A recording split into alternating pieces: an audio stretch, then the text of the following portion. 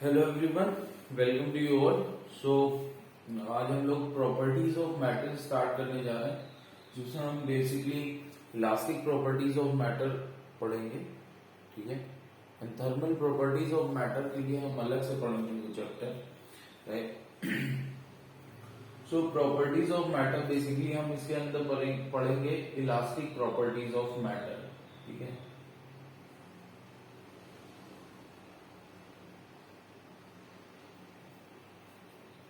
वो भी सॉलिड। ठीक है, इलास्टिक प्रॉपर्टीज ऑफ सॉलिड। तो ये इलास्टिसिटी होता क्या है? ठीक है, सबसे पहली बात आती है इलास्टिसिटी क्या होता है। ठीक है,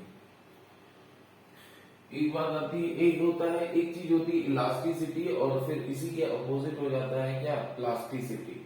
ठीक है, ये क्या है? प्रॉपर्टी है बॉडी की। किससे रिलेटेड है?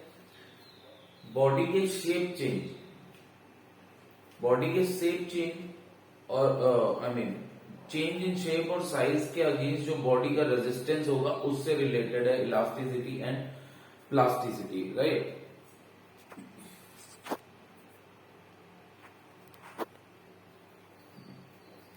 सो उससे रिलेटेड है इलास्टिसिटी एंड प्लास्टिसिटी।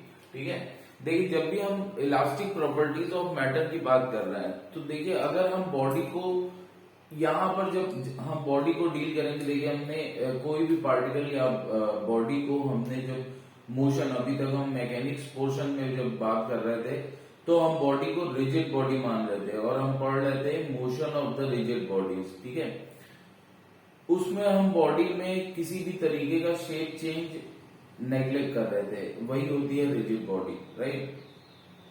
लेकिन जब हम बॉडी की इलास्टिक प्रॉपर्टीज के बारे में बात करेंगे, जब हम बॉडी की इलास्टिक प्रॉपर्टीज के बारे में बात करेंगे तो हम बॉडी को रिजिड नहीं मान रहे हैं। दूसरा, देखिए आप कभी भी किसी बॉडी पर अगर फोर्स लगाते हैं, सपोज फोर्स के इफेक्ट क्या क्या हो सकते हैं? आप कभी भी किसी बॉडी पर अगर फोर्स लगाते हैं तो फोर्स के इफेक्ट क्या क्या हो सकते हैं? फोर्स का इफेक्ट हो सकता है या तो चेंज कर सकता है फोर्स की वजह से। चेंज आप देखेंगे क्या? Change in shape and size.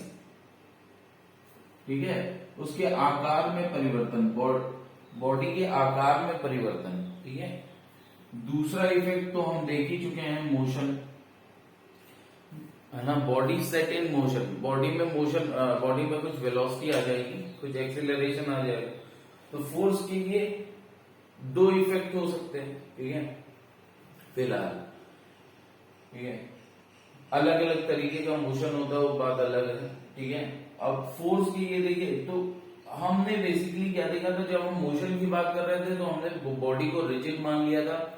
Rigid मानने का मतलब है उसमें कोई भी शेप चेंज या कोई भी साइज चेंज हो नहीं रहा है। ठीक है, या हो रहा है तो हम नेग्लेक्ट कर रहे हैं फिलहाल उसे।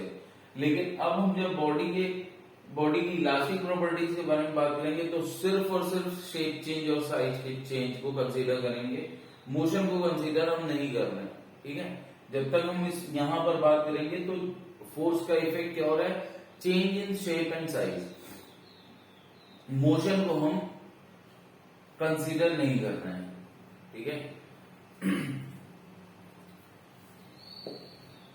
मोशन को हम कंसीडर नहीं कर रहे हैं, हम ये कंसीडर कर रहे हैं कि फोर्स का इफेक्ट क्या होगा? Change in shape and size. ठीक है, अब देखिए जब भी आप बॉडी को, suppose taking an example of spring, spring का एग्जांपल लेते हैं। अगर हम स्प्रिंग को क्या करें, अगर हम स्प्रिंग को कंप्रेस करें या फिर उसको स्ट्रेच करें तो देखिए क्या होता है, वो वापस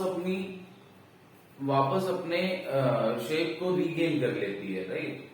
सिंपली अगर आप इसको समझना चाहें कि एक बलून से समझते हैं, तो अगर बलून को हम प्रेस करें तो शेप चेंज हो जाता है, लेकिन the moment you release it तो वो क्या होता है? वापस रीगेन कर लेती है। ठीक है, या कोई भी, suppose lead wire, not lead wire लेकिन लेड वायर नहीं, बट आप कोई भी स्ट्रेचेबल रबर, ठीक है, रबर बैंड, अगर आप उसको स्ट्रेच करेंगे तो क्या होगा? वो वापस रीगेन कर लेता है अपनी पोजीशन, ठीक है। लेकिन ये जो अपनी ओरिजिनल कॉन्फ़िगरेशन, देखिए कॉन्फ़िगरेशन क्या होता है, यहाँ पर एक टर्म से हम लोगों और अवगत होंगे, क्या है वो है कॉन्फ़िगरेशन। कॉन्फ़िगरेशन की जब हम बात करें तो कॉन्फ़िगरेशन क्या होता है, रिलेटिव पोजीशन ऑफ द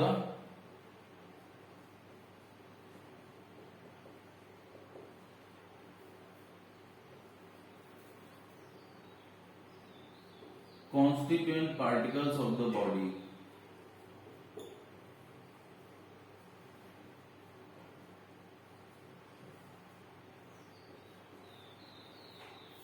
ठीक है, relative position of the constituent. Constituent particle मतलब कोई बॉडी किसी जिन पार्टिकल से बनी हुई है, ठीक है। ये बॉडी अगर इन पार्टिकल्स, तो सारे पार्टिकल्स की आपस में कुछ एक पर्टिकुलर रिलेटिव पोजीशन है, ठीक है। तो ये जब हम रिजिड बॉडी की बात करते हैं तो यही ये पोजीशन क्या होती है, हम लोग मान लेते हैं कांस्टेंट है टाइम के साथ। लेकिन यहाँ पर अब जब हम इलास्टिसिटी प्रॉपर्टीज देखेंगे तो ये कांस्टेंट नहीं रहेगी, ठीक है। जैसे जैसे आप फोर्स लगाओगे तो इसका शेप कुछ चेंज होगा, ठीक है। वो हर बॉडी, भले आपको विजिबल हो शेप चेंज या ना हो, लेकिन हर एक बॉडी फ्लेक्सिबल होती है टू सम एक्सटेंट, ठीक है। और उसमें क्या होगा, कहीं ना कहीं आपके फोर्स का इफेक्ट उसके शेप एंड साइज में चेंज होगा ही होगा, ठीक है। तो यहाँ पर कोई भी बॉडी परफेक्टली रिजिड नहीं होती है, ठीक है। तो कॉन्फ़िगरेशन क्या होता है, कॉन्फ़िगरेशन होता है relative position of the constituent particle. जिन पार्टिकल से बॉडी बनी है उनके बीच का रिलेटिव पोजीशन, तो ये चेंज होगा यहाँ पर, जैसे change in shape and size होगा तो ये चेंज होगा। लेकिन आप जैसे ही मान लीजिए जो एक्सटर्नल फोर्स हटाएंगे, ठीक है, तो अगर बॉडी वापस कंप्लीट रीगेन कर लेती है अपनी बॉडी को, ठीक है, ऐसा भी हो सकता है कि कंप्लीटली रीगेन ना कर पाए। ये जो बॉडी के रीगेन करने की, रीगेन द ओरिजिनल लेंथ या फिर ओरिजिनल शेप एंड साइज, उसको हम क्या बोलते हैं, इलास्टिसिटी। बॉडी की property by virtue of which it regains, property by virtue of which, जिसके कारण, ठीक है, it regains its original shape and size, ठीक है, by virtue of which it regains its original shape and size। तो उसको हम क्या बोलते हैं, इलास्टिसिटी बोलते हैं। देखिए आप फोर्स लगाएंगे बॉडी में शेप चेंज आएगा, लेकिन बॉडी रीगेन क्यों करेगी, रीगेन तभी करेगी, आपके फोर्स हटाते ही बॉडी रीगेन क्यों कर रही है अपना शेप एंड साइज, रीगेन इसलिए कर रही है क्योंकि बॉडी जब आपने जब फोर्स लगाया था तो बॉडी के शेप में जो चेंज आया था या साइज में, उस चेंज को बॉडी एक्सेप्ट नहीं कर रही थी, राइट। तो बॉडी उस चेंज को जब एक्सेप्ट नहीं करेगी, दैट्स व्हाई तभी होगा ऐसा कि वो बॉडी वापस रीगेन करेगी अपनी original length, original shape and size, अगर आप फोर्स हटा रहे। क्यों, क्योंकि बॉडी एक्सेप्ट नहीं कर रही है उस केस में। तो अगर बॉडी एक्सेप्ट नहीं कर रही है उस केस में, ये क्लियर है कि बॉडी रेजिस्ट करेगी to any change of shape and size, ठीक है। बॉडी रेजिस्ट करेगी any change of shape and size under the effect of force. तो ये जो रेजिस्टेंस है ना, एक तरह से ये क्या हो गया, देखिए मोशन में जो रेजिस्टेंस होता है to change in its state of motion, उसको इनर्शिया कहते हैं। यहां पर जो रेजिस्टेंस होता है, resistance to change in its shape and size, right. Change को हम डेल्टा से रिप्रेजेंट करते हैं, तो change in its shape and size, ठीक है, उसको हम यहां पर क्लियरली ये विजिबल है कि यही इलास्टिसिटी होता है, राइट। तो ये प्लास्टिसिटी क्या है, प्लास्टिसिटी है आपका property of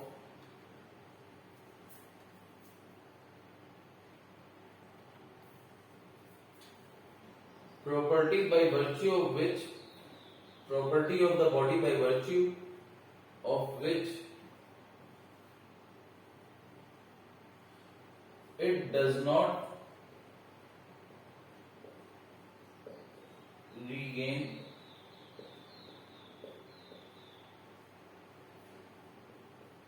its original shape and size। अब ओरिजिनल शेप एंड साइज को मैं ओरिजिनल कॉन्फ़िगरेशन भी लिख सकता हूँ, राइट।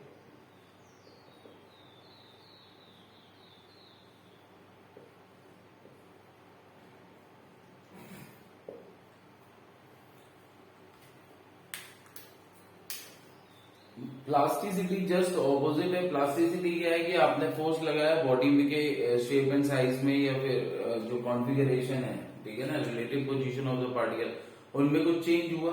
वो चेंज होने के बाद क्या होगा, वो चेंज होने के बाद आप जैसे ही फोर्स रिमूव करोगे तो जो भी शेप चेंज हुआ है, जो भी साइज में चेंज आया है, वो एज इट इज रह जाएगा, जरा सा भी पीछे नहीं आएगा, जरा सा भी रिगेन नहीं करेगा, ठीक है ना। तो वो क्या होता है, वो प्लास्टिसिटी है। बट कोई भी बॉडी परफेक्टली प्लास्टिक या परफेक्टली इलास्टिक कोई भी बॉडी होती नहीं है, ठीक है। तो जो भी स्टडी हमारी होती है रिजिड बॉडीज की, उसमें हम लोग क्या मानते हैं, रिजिड बॉडीज में मानते हैं ना। वो रिजिड बॉडीज की अगर बात करें तो they are neither elastic nor plastic, ठीक है।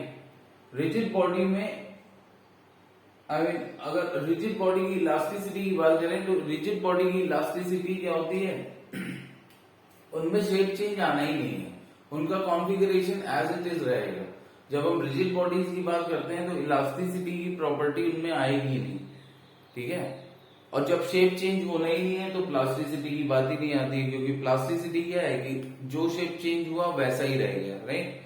तो जब हम रिजिड बॉडी की बात करते हैं तो हम क्या मान लेते हैं कि relative position of the constant particles of the body remains constant with time, ठीक है।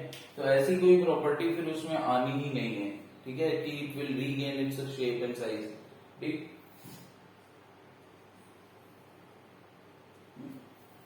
नाउ ये इलास्टिसिटी का कॉजेस क्या है, मतलब किसके कारण ये इलास्टिसिटी होता है, ठीक है। तो हम नेक्स्ट पढ़ने जा रहे हैं कॉज ऑफ इलास्टिसिटी, ठीक है। ये प्रॉपर्टी अगर किसी भी बॉडी में है, किसी भी ऑब्जेक्ट में है, तो उसका कारण क्या है, ठीक है।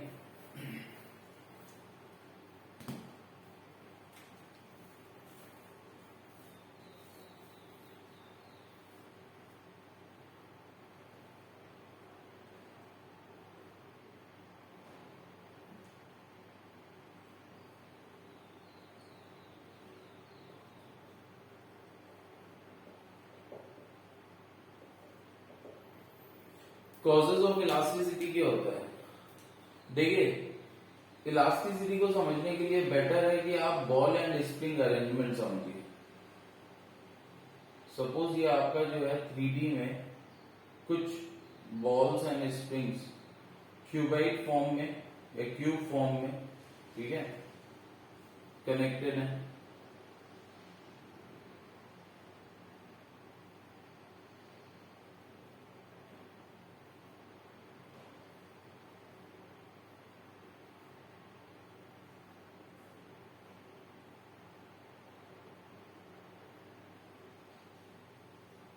ठीक है, ये स्प्रिंग बॉल अरेंजमेंट है ये।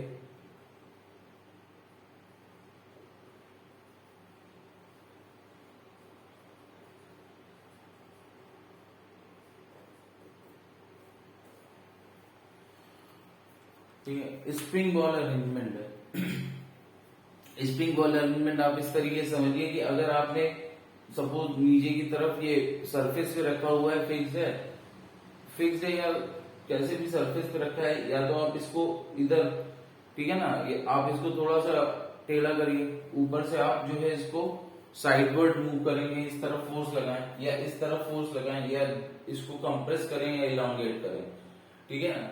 हर केस में क्या होगा, ये थोड़ी दूर तक इलांगेट होगा, खींचेगा, और उसके बाद छोड़ेंगे, जैसे ये वापस अपनी रीगेन कर लेगा पोजीशन, ठीक है। इस तरफ अगर आप दबाएंगे, किस तरफ से, सपोज लेफ्ट वर्ड आप फोर्स लगा रहे हैं, तो ये थोड़ा टेढ़ा हो जाएगा और फिर वापस कर लेगा अपनी, रीगेन कर लेगा अपनी पोजीशन, ठीक है। तो किसी भी, तो this is the best example elasticity समझने के लिए। अब देखिए इसमें क्यों आ रहा है वापस अपनी कॉन्फ़िगरेशन रीगेन क्यों कर रहा है, ओरिजिनल कॉन्फ़िगरेशन, क्योंकि स्प्रिंग की वजह से, राइट, स्प्रिंग की वजह से रीगेन कर रहा है। तो ये जो स्प्रिंग फोर्स है, अगर अब मैं कोई इंटरनल स्ट्रक्चर देखूं किसी एक एलिमेंट का, तो उसका इंटरनल स्ट्रक्चर भी कुछ ऐसा ही होता है, ठीक है। और ये जो एटम्स होते हैं ये आपस में किससे कनेक्टेड रहते हैं, केमिकल बॉन्ड से, right. Internal force, chemical bond, ठीक है, इंटरनल फोर्स। यहां पर अगर स्प्रिंग रिस्पॉन्सिबल है इनके पोजीशन को रीगेन करने के लिए, ठीक है ना, वापस रीगेन करने के लिए स्प्रिंग फोर्स रिस्पॉन्सिबल है, तो यहाँ पे ऑब्वियसली कौन सा फोर्स रिस्पॉन्सिबल है, दैट इज केमिकल बॉन्ड, ठीक है। तो इनका जो इंटरनल स्ट्रक्चर होता है वो कुछ इस तरीके से होता है कि जो पार्टिकल्स हैं वो एक दूसरे पर कैसा फोर्स लगाते हैं, ठीक है ना, दिस इज दैट फोर्स, ठीक है। और यही फोर्स रिस्पॉन्सिबल होता है to regain its original configuration, right. हर एक बगल वाला पार्टिकल अपने बगल वाले पार्टिकल पे ये आपका फोर्स लगा रहा है, which is responsible for atomic force लगा रहा है, which is responsible for bringing it back to the original configuration, ठीक है। तो ये आपका इलास्टिसिटी का कारण होता है, राइट। अब देखिए यहां से ये क्लियर होता है कि अगर आप डिफॉर्मिंग फोर्स लगा रहे हो, देखिए जब आप एक्सटर्नल फोर्स लगा रहे हो किसी भी बॉडी पे, ठीक है, अगर आप एक्सटर्नल फोर्स लगा रहे हो किसी भी बॉडी पे, ठीक है, ये आपका एक्सटर्नल फोर्स है, ठीक है, तो बॉडी डिफॉर्म होती है, ठीक है, बॉडी डिफॉर्म होती है, लेकिन साथ ही साथ बॉडी को वापस लाने के लिए उनका एक इंटरनल फोर्स लगने लगता है, ठीक है ना, जो कि इसके इक्वल एंड अपोजिट होगा, ठीक है ना, कुछ टाइम पीरियड तक इसके इक्वल एंड अपोजिट होगा, क्योंकि और इसको हम लोग क्या बोलेंगे, जस्ट लाइक स्प्रिंग में हम बात करते हैं, तो यहां पर भी यही होगा, क्या कि एक रीस्टोरिंग फोर्स जनरेट हो जाएगा जो कि वापस इसको ओरिजिनल कॉन्फ़िगरेशन पे लाएगा, ठीक है। एक रीस्टोरिंग फोर्स जनरेट हो जाएगा जो कि वापस इसको किस पे लाएगा, ओरिजिनल कॉन्फ़िगरेशन पे। ये restoring force equal in magnitude but opposite in direction to the deforming force. External force यहां पर जो हम बात कर रहे हैं, एक्सटर्नल फोर्स बेसिकली इसका इफेक्ट हम क्या देख रहे हैं कि ये डिफॉर्म कर रहा है बॉडी को, इसलिए इसको हम डिफॉर्मिंग फोर्स भी बोल सकते हैं, ठीक है। तो ये जो रीस्टोरिंग फोर्स जनरेट होता है ये equal in magnitude but opposite in direction to the deforming force होगा, ठीक है। और इस डिफॉर्मिंग फोर्स से बॉडी में एक स्ट्रेस जनरेट हो जाता है, ठीक है। इस डिफॉर्मेशन की वजह से ये बेटर आप कह सकते हैं कि ये जो रीस्टोरिंग फोर्स है, ये रीस्टोरिंग फोर्स है। देखिए बॉडी अब क्या है, बॉडी अब आपस में पार्टिकल्स जो हैं वो कुछ फोर्स लगा रहे हैं एक दूसरे पे, तो पार्टिकल जब एक दूसरे पे फोर्स लगा रहे हैं तो एक तरह से क्या है, वो स्ट्रेस में आ जाएंगे, राइट। सो अब हम डिफाइन करने जा रहे हैं अपना टर्म स्ट्रेस। तो स्ट्रेस क्या होता है, स्ट्रेस जनरेट जब भी आपका डिफॉर्मिंग फोर्स किसी बॉडी पर लगेगा तो बॉडी की इलास्टिक प्रॉपर्टीज की वजह से उसमें स्ट्रेस जनरेट होगा, इलास्टिक प्रॉपर्टीज की वजह से, ठीक है, उसमें स्ट्रेस जनरेट होगा। क्यों, क्योंकि स्ट्रेस है क्या, बेसिकली स्ट्रेस का जनरेशन डिफॉर्मिंग फोर्स की वजह से नहीं है, यहां पर ये क्लियर होना चाहिए। स्ट्रेस डिफॉर्मिंग फोर्स की वजह से नहीं आ रहा है, बल्कि किसकी वजह से आ रहा है, जो रीस्टोरिंग फोर्स है उसकी वजह से, ठीक है। रीस्टोरिंग फोर्स डिफॉर्मिंग फोर्स के इक्वल एंड अपोजिट होता है, क्लियर है, ठीक है। Equal in magnitude but opposite in direction होता है, क्लियर है। लेकिन अगर बॉडी, सपोज बॉडी फ्री है, ठीक है, सपोज अगर बॉडी फ्री है, ठीक है, तो ये मूव कर जाएगी, तब तो कोई स्ट्रेस की बात ही नहीं होती है। लेकिन अगर बॉडी हाँ जब मूव करेगी, लेकिन उस समय हम जनरली नेग्लेक्ट कर देते हैं, बट ऐसा नहीं है। सपोज आप बलून रखा है, तो अगर बलून को आप मूव करेंगे, ठीक है, बलून फ्री टू मूव है, लेकिन जब बलून को आप फोर्स लगाएंगे तो उसमें दोनों इफेक्ट एक साथ देखे जाएंगे, चेंज इन कॉन्फ़िगरेशन या फिर change in shape and size plus motion. तो दोनों दोनों इफेक्ट एक साथ दिखते हैं बलून में, ठीक है। तो ऐसा नहीं है कि दोनों इफेक्ट नहीं होंगे, आपको फिक्स करना होगा तभी आपका ये जो इलास्टिक प्रॉपर्टीज विजिबल होंगी, ऐसा नहीं है, ठीक है। फॉर द टाइम बिंग हम इसको फिक्स करके समझ रहे हैं क्योंकि हम मोशन को बिल्कुल नेग्लेक्ट कर रहे हैं, ठीक है। फोर्स का इफेक्ट सिर्फ और सिर्फ change in shape and size में देख रहे हैं। तो देखिए अगर बॉडी में कोई डिफॉर्मेशन हो ही नहीं रहा है, ठीक है, अगर बॉडी में कोई डिफॉर्मेशन हो ही नहीं रहा है, तो बॉडी का डिफॉर्मेशन ना होने का मतलब क्या है, बॉडी के जो रिलेटिव पोजीशन है पार्टिकल्स की वो चेंज हो ही नहीं रही। रिजिड बॉडी रिलेटिव पोजीशन अगर पार्टिकल्स की चेंज हो ही नहीं रही है तो रीगेन ओरिजिनल पोजीशन को, ओरिजिनल कॉन्फ़िगरेशन को रीगेन करने के लिए उनके बीच में कोई भी फोर्स जो है वो इफेक्ट में आएगा ही नहीं, कोई फोर्स इफेक्ट में रीस्टोरिंग फोर्स आ ही नहीं रहा है।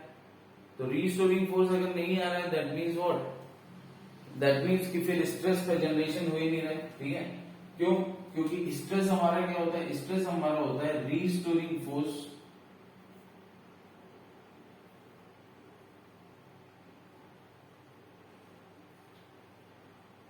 Upon area of cross section. But हम लोग जनरली क्या ले लेते हैं, जब भी क्वेश्चन हम लोग करते हैं तो जो डिफॉर्मिंग फोर्स की वैल्यू दी होती क्वेश्चन में वही हम यहां पुट कर देते हैं, ठीक है। क्यों? क्योंकि हम प्रोपोर्शनल लिमिट में काम कर रहे होते हैं। प्रोपोर्शनल लिमिट अभी हम लोग देखेंगे थोड़ी देर में, ठीक है। इसलिए वहां तक अब देखिए क्या होता है कि बॉडी के रेजिस्ट करने की जो रेजिस्टेंस जो ये प्रोवाइड कर सकता है, ये जो केमिकल बॉन्ड है ये कितना रेजिस्ट है, आप एक्सटर्नल फोर्स बढ़ाते जाइए, डिफॉर्मिंग फोर्स बढ़ाते जाइए, ठीक है। लेकिन बॉडी की एक क्षमता होगी, एक कैपेसिटी होगी, उसके बाद वो रेजिस्टेंस फोर्स वो उससे ज्यादा नहीं प्रोवाइड कर पाएगा, ठीक है। तो एट दैट मोमेंट, ठीक है, तो वहां पर रीस्टोरिंग फोर्स डिफॉर्मिंग फोर्स के इक्वल नहीं हो जाएगा। बट हमारा जो कैलकुलेशन होता है वो हमारा उस लिमिट के अंदर ही होता है। हमारा जो बेसिकली प्रॉब्लम सॉल्विंग होती है, हमारी प्रॉब्लम सॉल्विंग उस लिमिट के अंदर ही रहती है, राइट। तो हमको ऐसा कोई प्रॉब्लम नहीं होता है, इसलिए क्वेश्चन में जो डिफॉर्मिंग फोर्स की वैल्यू दी जाती है वही हम रीस्टोरिंग फोर्स की जगह रख देते हैं, ठीक है। नेक्स्ट आता है area of cross section. This is area of cross section. Area of cross section क्या होता है, देखिए area of cross section depend करेगा कि आपने डिफॉर्मिंग फोर्स किस तरफ लगाया है और रीस्टोरिंग फोर्स किस तरफ से जनरेट हो रहा है, तो ऑब्वियसली वो डिफॉर्मिंग फोर्स पर डिपेंड करेगा, ठीक है। तो देखिए अगर सपोज ये आपका बॉडी है, ठीक है, जिसपे हमारा कोई भी डिफॉर्मिंग फोर्स लग रहा है। अगर डिफॉर्मिंग फोर्स इस साइड लग रहा है लाइक दिस, या फिर इस तरीके से लग रहा है, मैं बाहर की तरफ खींच रहा हूं, ठीक है। तो अगर डिफॉर्मिंग फोर्स कुछ इस तरीके से लग रहा है तो एरिया ऑफ क्रॉस सेक्शन क्या होगा, आप इस एरिया इस जगह कट करके देखिए तो क्रॉस सेक्शन आपका ये सर्कुलर ही आएगा, ठीक है। तो ये हमारा, अच्छा ये परपेंडिकुलर फोर्स की बात कर रहे हैं हम, ठीक है ना। फोर्स कैसा लग रहा है, परपेंडिकुलर। अगर यहां पर फोर्स परपेंडिकुलर के ना लग के कैसा लगे, कुछ इस तरीके से लगे, ठीक है, पैरेलल पैरेलल। तो लेकिन लग तो किस एरिया पे रहा है, इसी एरिया पे लग रहा है, ठीक है ना। फोर्स अगर पैरेलल भी लग रहा है तो किस एरिया पे लग रहा है, इसी एरिया पे लग रहा है।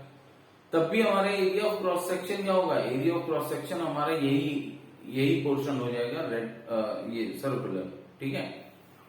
अब सपोज अगर हमारा फोर्स कुछ इस तरीके से लग रहा है, हमारा फोर्स कैसे लग रहा है, कुछ इस तरीके से लग रहा है, इस सरफेस पे लग रहा है, ठीक है। अब यहां पर जब हम एरिया ऑफ क्रॉस सेक्शन लेंगे तो क्या एरिया ऑफ क्रॉस सेक्शन लेंगे, आप यहां से कट करिए तो ये देखिए एक रेक्टेंगल दिखेगा, ठीक है, ये एक रेक्टेंगल दिखेगा। तो ये एरिया ऑफ क्रॉस सेक्शन फिर उस केस में ये हो जाता है, ठीक है। एरिया ऑफ क्रॉस सेक्शन हमारा क्या हो जाता है, रेक्टेंगुलर, राइट।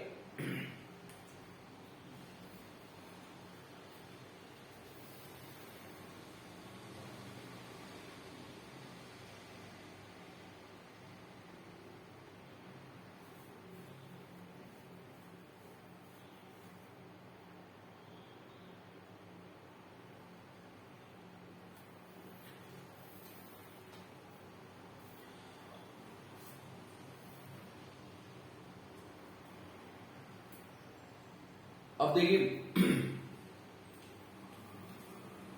जो हमारा स्ट्रेस जनरेट होता है बॉडी पे, उसको हमने 3 तरीके से डिवाइड किया है। ठीक है, जो स्ट्रेस जनरेट होता है बॉडी पे उसको हमने 3 तरीके से डिवाइड किया है। ठीक है,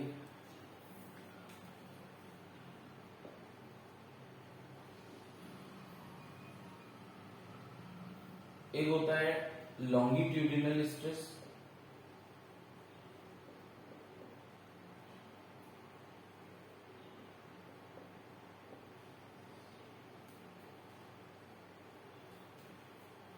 दूसरा होता है शियर स्ट्रेस,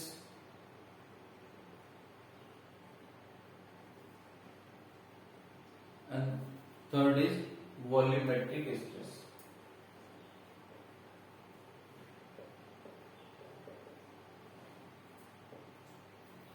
ठीक है, longitudinal stress, shear stress and volumetric stress.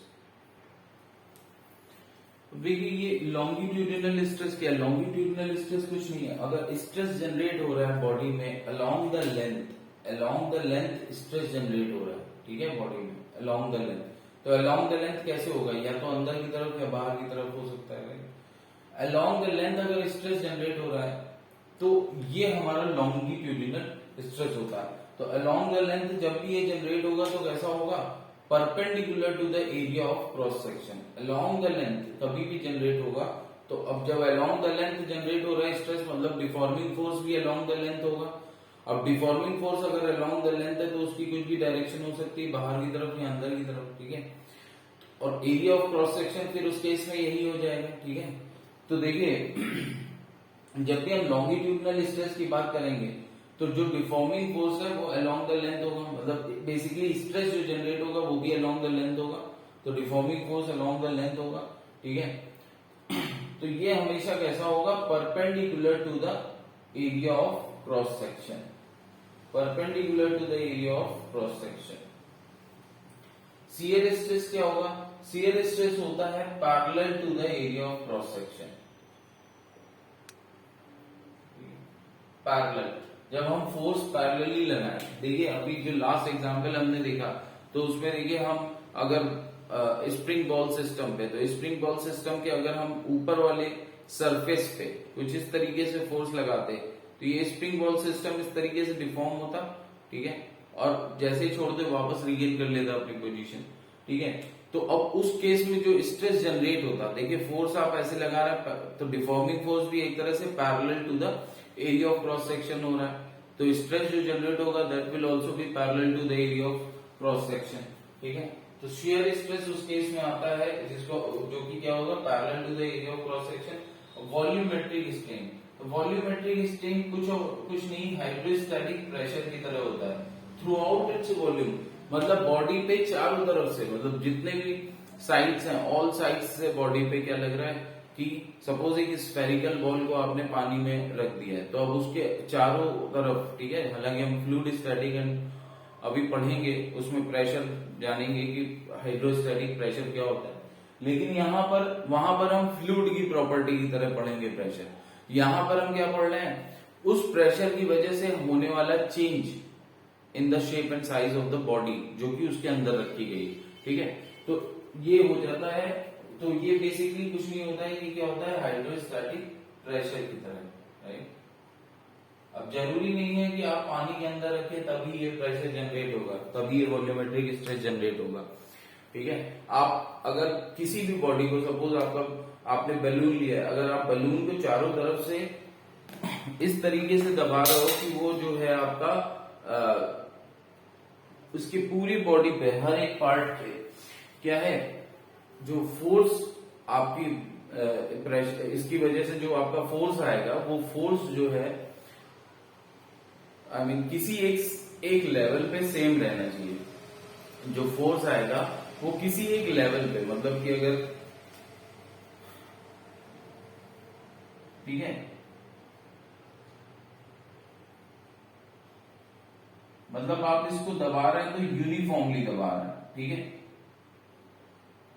Uniformly आप इसको थोड़ा सा प्रेस कर रहे हैं चारों तरफ से, ठीक है ना, तो इसमें कुछ ना कुछ change in shape and size आएगा, ठीक है, जिसकी वजह से इंटरनल रेजिस्टेंस डेवलप होगा, internal resistance to change of any shape and size, उसको हम लोग क्या बोलेंगे, और उसकी वजह से कुछ स्ट्रेस जनरेट होगा, दैट इज हाइड्रोस्टैटिक स्ट्रेस, ठीक है। अच्छा, अब जब भी हम इसकी बात करेंगे, ठीक है, change in shape and size, elasticity की बात करेंगे, परफेक्टली रिजिड कुछ नहीं होता है, परफेक्टली इलास्टिक कुछ नहीं होता, परफेक्टली प्लास्टिक भी कुछ नहीं होता है, जो भी हम स्टडी कर रहे हैं वो इनके बीच की, किसी में इलास्टिसिटी ज्यादा होगी, प्लास्टिसिटी कम होगी, किसी में प्लास्टिसिटी ज्यादा होगी, इलास्टिसिटी कम होगी, बट ऐसा नहीं हो सकता कि बिल्कुल भी ना हो, ठीक है।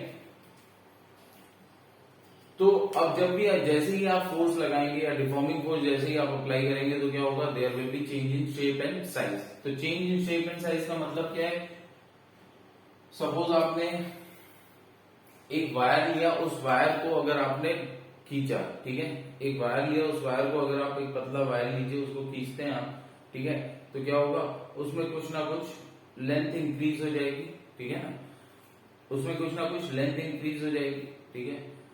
वो जो चेंज इन लेंथ है अपॉन ओरिजिनल लेंथ, इस जो जो लेंथ इंक्रीज होगी उस वजह से क्या आएगा, ये चेंज इन लेंथ की वजह से आपका क्या आ जाता है, स्ट्रेन डेवलप होता है बॉडी में, बॉडी में क्या डेवलप होगा, स्ट्रेन, ठीक है, खिंचाव, राइट।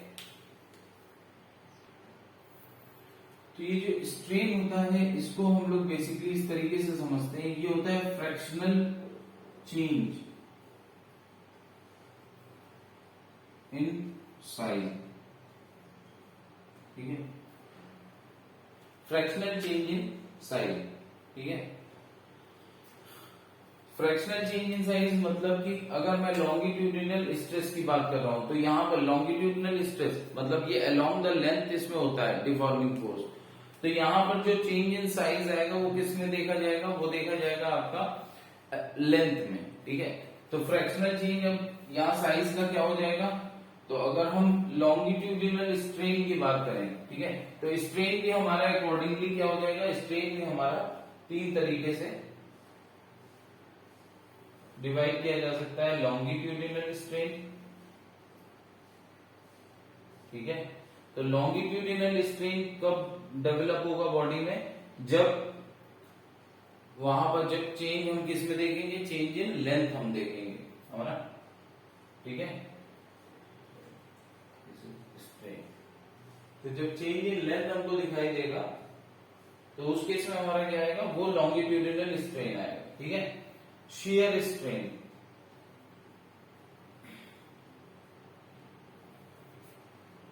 और फिर आता है वॉल्यूमेट्रिक स्ट्रेन,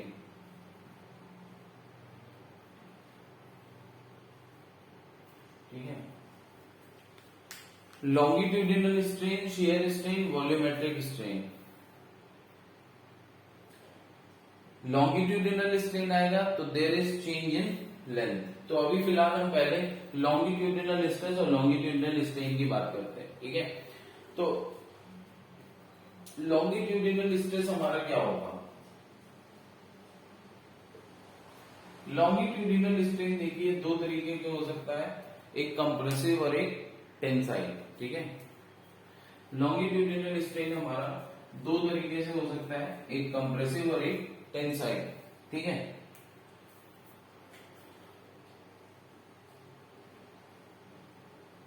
कंप्रेसिव और दूसरा टेंसाइल, ठीक।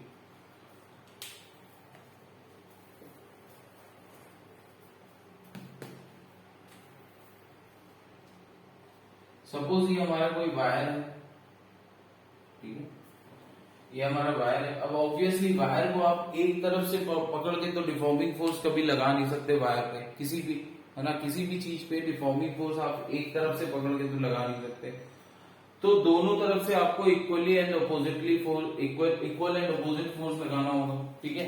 या फिर आप एक पार्ट को फिक्स कर दीजिए, ठीक है, और दूसरे पार्ट को खींचिए, तो यहाँ पर अपने आप रिएक्शन जनरेट होगी इस फिक्स पॉइंट पे, और वो फिर क्या करेगी, डिफॉर्म करेगी इस बॉडी को, ठीक है।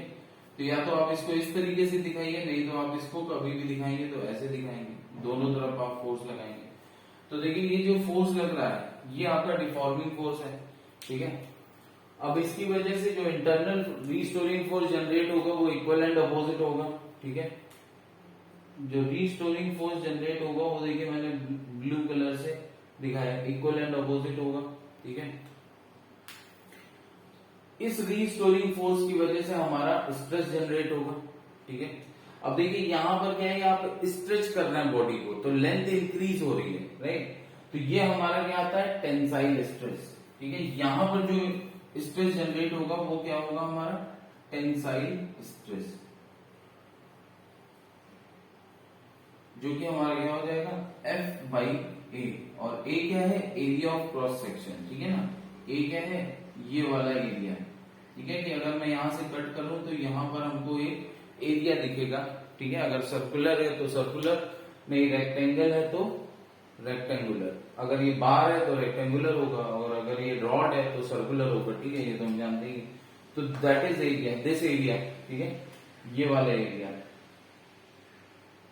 Area of cross section. तो ये हमारा टेंसाइल स्ट्रेस आ गया, ठीक है। अब देखिए यहां पर अगर सपोज अब थोड़ी देर बाद यहां पर क्या होगा, यहां पर इस फोर्स की वजह से यहां पर एक चेंज आएगा किसमें, लेंथ में, ठीक है। इस फोर्स की वजह से यहां पर एक चेंज आ जाएगा लेंथ में, ठीक है। ये वो चेंज है डेल्टा एल, ठीक है। अगर ओरिजिनल लेंथ एल है और चेंज हम किसमें ले रहे हैं, चेंज हमारा हो जाएगा डेल्टा एल, ठीक है। तो ओरिजिनल लेंथ अगर एल है तो हमारा चेंज किसमें आ जाता है, हमारा चेंज आ जाता है डेल्टा एल, ठीक है। तो ये हमारा जो डेवलप होगा इसको हम ये जो हमारा फ्रैक्शनल चेंज इन लेंथ होगा इसको हम बोलेंगे टेंसाइल स्ट्रेन या फिर लॉन्गिट्यूडिनल स्ट्रेन, ठीक है ना, इन टेंशन, ठीक है। और ये हमारा क्या हो जाएगा, डेल्टा एल अपॉन एल, ठीक है। Tensile stress and tensile strain, ठीक है, डेल्टा एल बाई एल। अब देखिए कंप्रेसिव कब होगा, कंप्रेसिव होगा अगर हमारा फोर्स जो है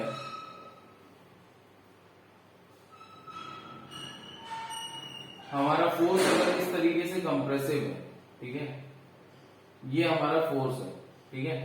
फोर्स हमारा इस तरीके से अगर कंप्रेसिव है,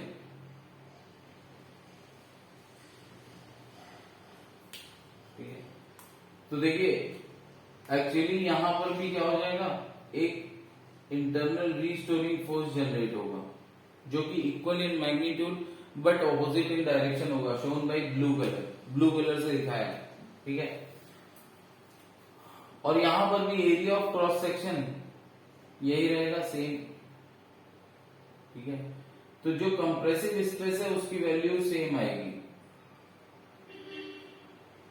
कंप्रेसिव स्ट्रेस है इसकी वैल्यू क्या आएगी, सेम F/A, ठीक है। डिपेंड करता है फोर्स क्या है, ठीक है। और इसकी वजह से यहां पर जो चेंज आएगा लेंथ में, सपोज मैं एक तरफ चेंज दिखा रहा हूं सिर्फ, दूसरी तरफ सपोज फिक्स्ड है, ठीक है। तो ये रिएक्शन फोर्स एक तरह से ये फिक्स अगर होगा तो सिर्फ और सिर्फ शेप चेंज एक ही तरफ होगा ना, साइज चेंज, सॉरी साइज में जो शेप भी चेंज हो जाएगा, ठीक है, बट साइज चेंज की बात कर रहे हैं तो साइज में जो चेंज आएगा वो एक ही तरफ आएगा। तो अब ये सपोज ये डेल्टा एल है और ये ओरिजिनल लेंथ आपकी एल थी, ठीक है। तो यहां पर जो स्ट्रेन डेवलप होगा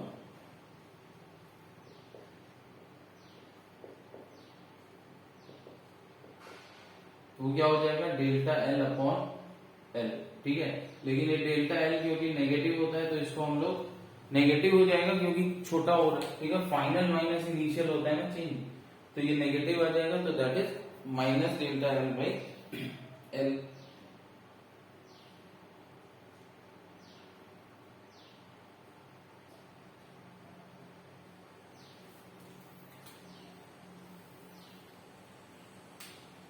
ठीक है, टेंसाइल ये जो लॉन्गिट्यूडिनल स्ट्रेस होता है इसको हम लोग सिग्मा से डिनोट करते हैं, ठीक है। लॉन्गिट्यूडिनल स्ट्रेस जो होता है इसके लिए हम जो सिंबल यूज करते हैं वो है सिग्मा, ठीक है।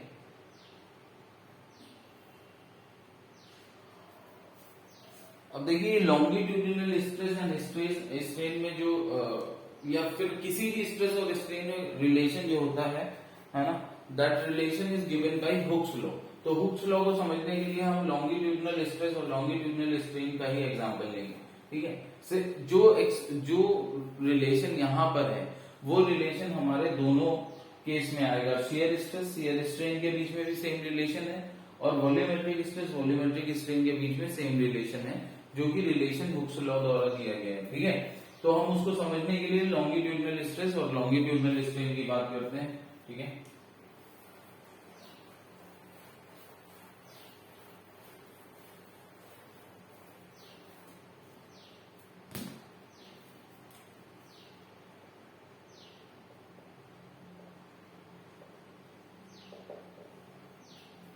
हुक्स लॉ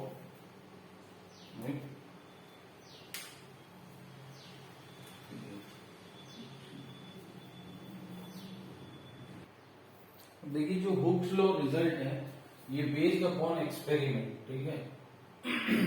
इसका ये एक्सपेरिमेंटल बेसिस पे आपको दिया गया है।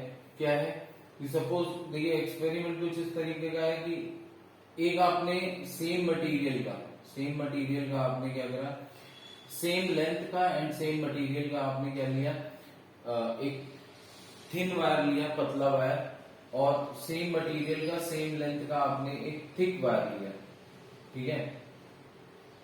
थिक वायर लिया और एक थिन वायर लिया, ठीक है। अब आप दोनों में same amount of change in length लाते हो, ठीक है। Same amount of change in length लाते हैं अगर आप दोनों में, ठीक है, तो ऑब्वियसली यहां पर जो आपने फोर्स लगाया होगा, ठीक है, ये फोर्स सपोज F1 है और यहां पर जो आप फोर्स लगाओगे वो F2 है, तो ऑब्वियसली F2 F1 से ज्यादा होगा, ठीक है। क्योंकि ये थिक वायर है, ठीक है। नंबर ऑफ पार्टिकल्स भी इसमें ज्यादा होंगे जो कि एक दूसरे को वापस रीगेन करेंगे, है ना, ओरिजिनल लेंथ में, ओरिजिनल पोजीशन पे लाएंगे, ठीक है। तो नंबर ऑफ पार्टिकल्स इसमें ज्यादा भी होंगे, थिक वायर है, तो उसके हिसाब से इसका रेजिस्टेंस भी बढ़ गया। रेजिस्टेंस बढ़ गया तो सेम चेंज ऑफ लेंथ लाने के लिए आपको ज्यादा फोर्स लगाना पड़ेगा, ठीक है। यहां पर वही चीज क्या है, वो रेजिस्टेंस कम है, नंबर ऑफ कॉन्स्टिट्यूएंट पार्टिकल्स कम है, तो रेजिस्टेंस कम है, सेम चेंज इन लेंथ लाने के लिए आपको क्या करना पड़ेगा, सेम चेंज इन लेंथ लाने के लिए आपको जो फोर्स है वो कम लगाना पड़ेगा, राइट, क्योंकि रिस्टोरिंग फोर्स कम हो गया, ठीक है। बट यहां पर एक चीज ये देखी गई कि ये जो दोनों ही केस में F1 by A1 is equal to आया F2 by A2 के, ठीक है।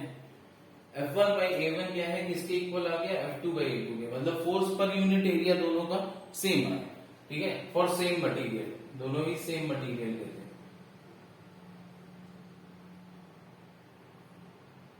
ठीक है। तो यहां से ये क्लियर हुआ, देखिए दोनों में क्या था, same delta L by L, ठीक है, डेल्टा L बाई L ये सेम था दोनों ही का, और F1 by A1 F2 by A2 ये सेम आ गया, ठीक है। एक दो एक्सपेरिमेंट और करने के बाद ये इन्होंने बताया कि जो स्ट्रेस जनरेट होता है वो क्या होता है, डायरेक्टली प्रोपोर्शनल टू स्ट्रेन, ठीक है। अब ये कोई भी स्ट्रेस, लॉन्गिट्यूडिनल स्ट्रेस है तो लॉन्गिट्यूडिनल स्ट्रेन के डायरेक्टली प्रोपोर्शनल होगा, ठीक है। वॉल्यूमेट्रिक स्ट्रेस है तो वॉल्यूमेट्रिक स्ट्रेन के डायरेक्टली प्रोपोर्शनल होगा, और शियर स्ट्रेस है तो शियर स्ट्रेन के डायरेक्टली प्रोपोर्शनल होगा, राइट। तो द थिंग इज कि stress is directly proportional to strain, ठीक है। और जब भी ये प्रोपोर्शनैलिटी साइन आप हटाओगे तो क्या लाओगे, यहां पर इक्वालिटी साइन लाओगे, इक्वालिटी साइन आप लाओगे, और इक्वालिटी साइन आप लाएंगे तो जब भी यहां पर क्या आएगा, ये कांस्टेंट ऑफ प्रोपोर्शनैलिटी आएगा, ठीक है। और ये कांस्टेंट ऑफ प्रोपोर्शनैलिटी क्या होता है, यही होता है modulus of elasticity, modulus of elasticity, ठीक है। ये कांस्टेंट ऑफ प्रोपोर्शनैलिटी जो आता है ये होता है मॉड्यूलस ऑफ इलास्टिसिटी, ठीक है। मॉड्यूलस ऑफ इलास्टिसिटी एक तरीके से बॉडी की स्टिफनेस बताता है, मॉड्यूलस ऑफ इलास्टिसिटी देखिए क्या बताता है, बेसिकली बॉडी की स्टिफनेस बताता है कि बॉडी कितना रेजिस्टेंस पैदा कर सकती है किसी भी डिफॉर्मिंग फोर्स को। ठीक है, बॉडी कितना रेजिस्टेंस पैदा कर सकती है किसी भी डिफॉर्मिंग फोर्स को। ठीक, देखिए मॉड्यूलस ऑफ इलास्टिसिटी यहां से क्या आएगा, मॉड्यूलस ऑफ इलास्टिसिटी यहां से आएगा।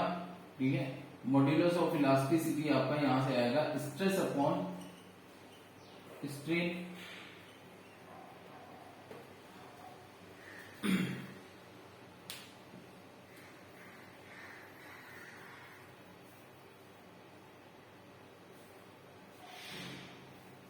ठीक है, ये आएगा हमारा स्ट्रेस अपॉन स्ट्रेन। ठीक है, और देखिए ये कहीं ना कहीं एक तरह से किसके डायरेक्टली प्रोपोर्शनल है, रीस्टोरिंग फोर्स के डायरेक्टली प्रोपोर्शनल है। रीस्टोरिंग फोर्स, क्योंकि स्ट्रेस क्या होता है, restoring force upon area of cross section. ठीक है, तो ये मॉड्यूलस ऑफ इलास्टिसिटी एक तरह से रीस्टोरिंग फोर्स के डायरेक्टली प्रोपोर्शनल आएगा। और रीस्टोरिंग फोर्स है क्या, रीस्टोरिंग फोर्स है बॉडी की प्रॉपर्टी की वो कितना रेजिस्टेंस पैदा करती है to change in shape and size. ठीक है, वो कितना रेजिस्टेंस पैदा करती है to change in shape and size. और यही क्या होता है, यही होता है स्टिफनेस, राइट।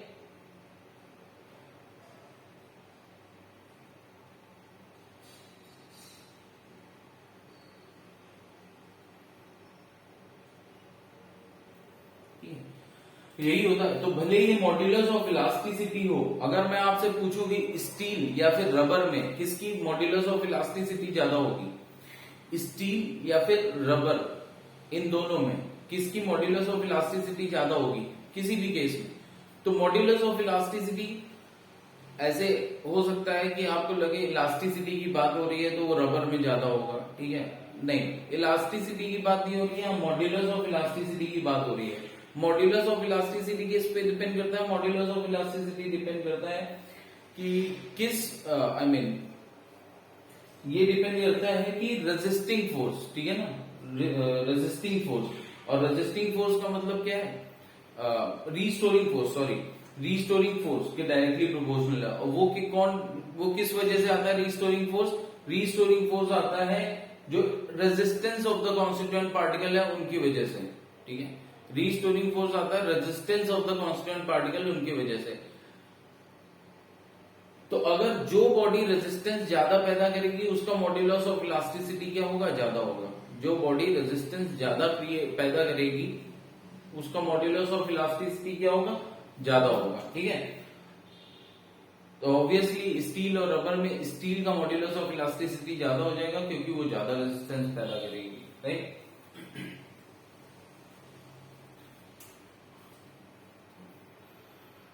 तो Hooke's law for longitudinal stress देखते हैं, लॉन्गिट्यूडिनल स्ट्रेस एंड स्ट्रेन। ठीक है, तो Hooke's law for longitudinal stress and strain, F by A is directly proportional to delta L by L हो जाएगा यहाँ पे बस। ठीक है, डेल्टा L by L हो जाएगा। तो अब देखिए यहां पर जब आपका जो है कांस्टेंट ऑफ प्रोपोर्शनैलिटी आता है उसको हम देते हैं Young's modulus of elasticity by after the name of the scientist who did this, है ना। तो एक्सपेरिमेंट, तो ये होता है हमारा यंग्स मॉड्यूलस ऑफ इलास्टिसिटी।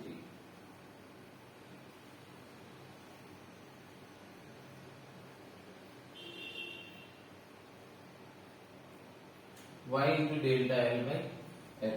ठीक है, जहां पर F हमारा क्या है, F हमारा एक तरीके से है रीस्टोरिंग फोर्स जो कि डिफॉर्मिंग फोर्स के इक्वल होगा जब तक हम हुक्स लॉ अप्लाई कर रहे हैं। क्योंकि हुक्स लॉ कहां तक अप्लाई होता है, अभी हम जब स्ट्रेस स्ट्रेन कर्व देखेंगे उसमें समझेंगे। ठीक है, तो हुक्स लॉ जहां तक अप्लाई होता है उसी को हम प्रोपोर्शनल लिमिट बोलते हैं, राइट। हुक्स लॉ जहां तक अप्लाई होता है उसी को हम प्रोपोर्शनल लिमिट बोलते हैं। तो उस लिमिट में हमारा जो रीस्टोरिंग फोर्स और डिफॉर्मिंग फोर्स होगा वो इक्वल होगा, राइट।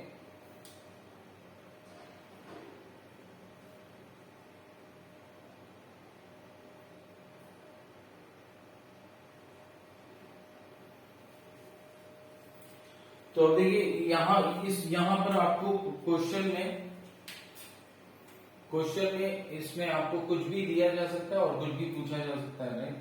तो आप यहां से ये फॉर्मूला यूज करके वो क्लियरली फाइंड आउट कर सकते हैं।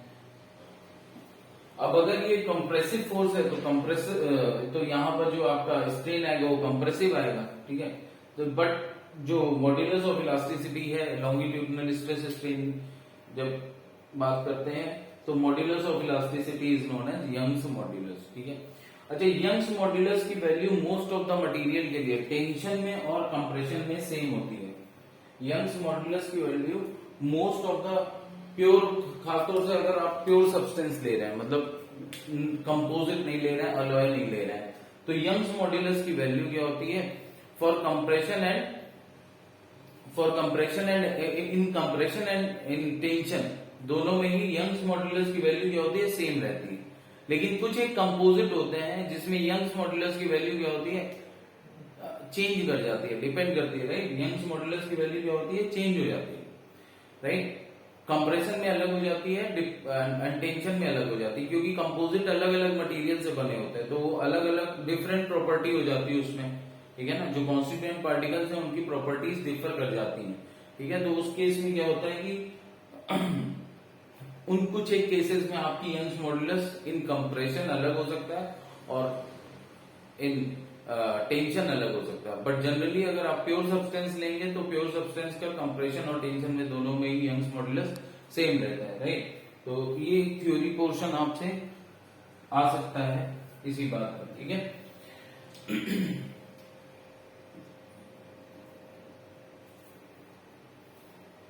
नेक्स्ट हमारा आता है इलास्टिक पोटेंशियल एनर्जी, ठीक है। तो लॉन्गिट्यूडिनल स्ट्रेस स्ट्रेन में ही देखेंगे इलास्टिक पोटेंशियल एनर्जी, और फिर देखेंगे जो रिजल्ट आएगा वो हमारा कहीं पर भी वैलिड हो जाएगा, ठीक है।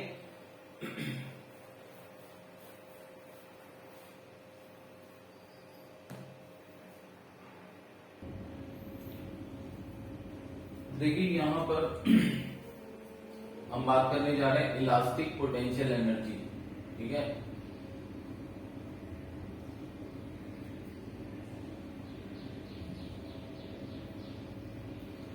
इलास्टिक पोटेंशियल एनर्जी, तो इलास्टिक पोटेंशियल एनर्जी सबसे पहली बात आती है कि पोटेंशियल एनर्जी की जब हम बात करते हैं तो फोर्स कैसे होने चाहिए, कंजर्वेटिव फोर्स, ठीक है।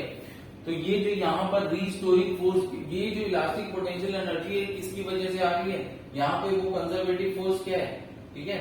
यहाँ पर वो कंजर्वेटिव फोर्स है जो आपका रीस्टोरिंग फोर्स है, ठीक है। कंजर्वेटिव फोर्स क्या है, कंजर्वेटिव फोर्स है आपका रीस्टोरिंग फोर्स, ठीक है। देखिए जस्ट लाइक स्प्रिंग में क्या होता है, मैंने अभी जो एग्जांपल दिया था आपका स्प्रिंग बॉल सिस्टम का दिया था, ठीक है। अब यहाँ पर आप क्योंकि लॉन्गिट्यूडिनल स्ट्रेस ले रहे हैं तो इसको इस तरीके से ले सकते हैं, इसको समझने के लिए आप एक स्प्रिंग मास सिस्टम यूज कर सकते हैं, ठीक है। तो आप यहाँ पर जो फोर्स रीस्टोरिंग फोर्स आता है वो क्या आता है, कंजर्वेटिव होता है ना, स्प्रिंग फोर्स, ठीक है। सिमिलरली यहाँ पर जो आपका रीस्टोरिंग फोर्स जनरेट होता है वो भी क्या होता है, कंजर्वेटिव होता है, ठीक है।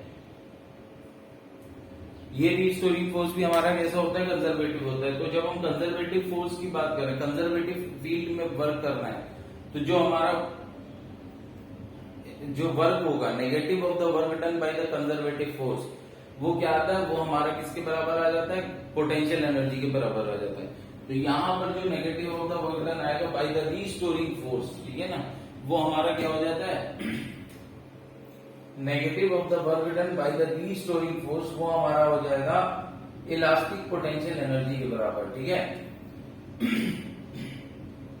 इलास्टिक पोटेंशियल एनर्जी के बराबर। तो मैं लिख सकता हूं यहां पर जो हमारी इलास्टिक पोटेंशियल एनर्जी आएगी U, वो हमारा होगा negative of work done bye restoring force, ठीक है। Restoring force, negative of the work done bye restoring force. अच्छा, जो work done, negative of the work done bye restoring force, और वो भी कब, ड्यूरिंग स्ट्रेचिंग, है ना। फिलहाल हम टेंसाइल की बात कर रहे हैं तो कंप्रेसिव में भी वही रिजल्ट लागू होगा, बल्कि ये जो रिजल्ट, एक रिजल्ट अभी आएगा जो कि हमारा किसी भी शियर स्ट्रेस हो या फिर वॉल्यूमेट्रिक स्ट्रेस हो, दोनों में ही लागू होगा। ठीक है, तो negative of the work done by the restoring force during stretching और थ्रू इन फुल स्ट्रेचिंग, वो हमारा क्या हो जाता है, पोटेंशियल एनर्जी। ठीक है, तो इस देखिए जो negative of the work done by the restoring force होगा, ठीक है ना, क्योंकि ये restoring force are equal and opposite to the deforming force, तो मैं लिख सकता हूं positive of the work done by, है ना, positive of the work done by deforming force.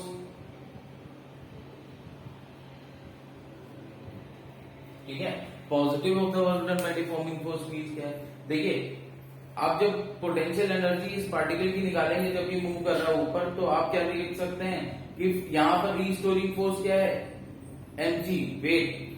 ठीक है, और वो कंजर्वेटिव फोर्स है, तो negative of the work done by the conservative force, या फिर इसको दूसरा तरीका क्या है कि जो आपने फोर्स लगाया है वो equal and opposite to the gravitational force है।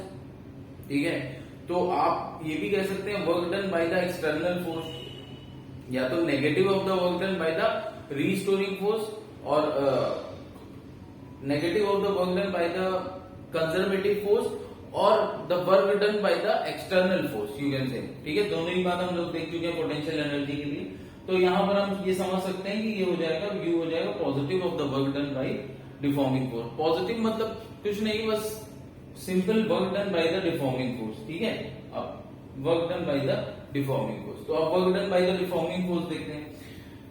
देखिए जब तक ये ओरिजिनल लेंथ पे है, ठीक है ना, जो डिफॉर्मिंग फोर्स वर्क कर रहा है वो कर क्या रहा है, इसको स्ट्रेच कर रहा है, तो ओरिजिनल लेंथ जो है ये हम अपना रेफरेंस लाइन ले लेते हैं। ठीक है, ये हमारी रेफरेंस लाइन हो जाएगी। अच्छा, सबसे पहले यहां पर जो फोर्स जनरेट होगा वो होगा क्या, F by A is equal to Y into delta L upon L.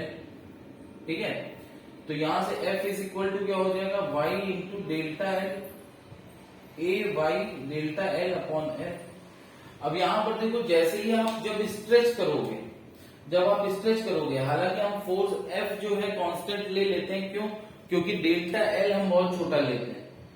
Force हम जनरली कांस्टेंट ले लेते हैं, क्यों, क्योंकि हम डेल्टा एल डायरेक्ट हम एनालिसिस कब करते हैं, जब स्ट्रेच हो चुका है। ठीक है, एक कांस्टेंट फोर्स में कितना स्ट्रेच किया हम ये मान के करते हैं, लेकिन देखिए ड्यूरिंग स्ट्रेच जब स्ट्रेचिंग हो रही है, तो देखिए सपोज यहां पर ये एक्स अमाउंट से डिफॉर्म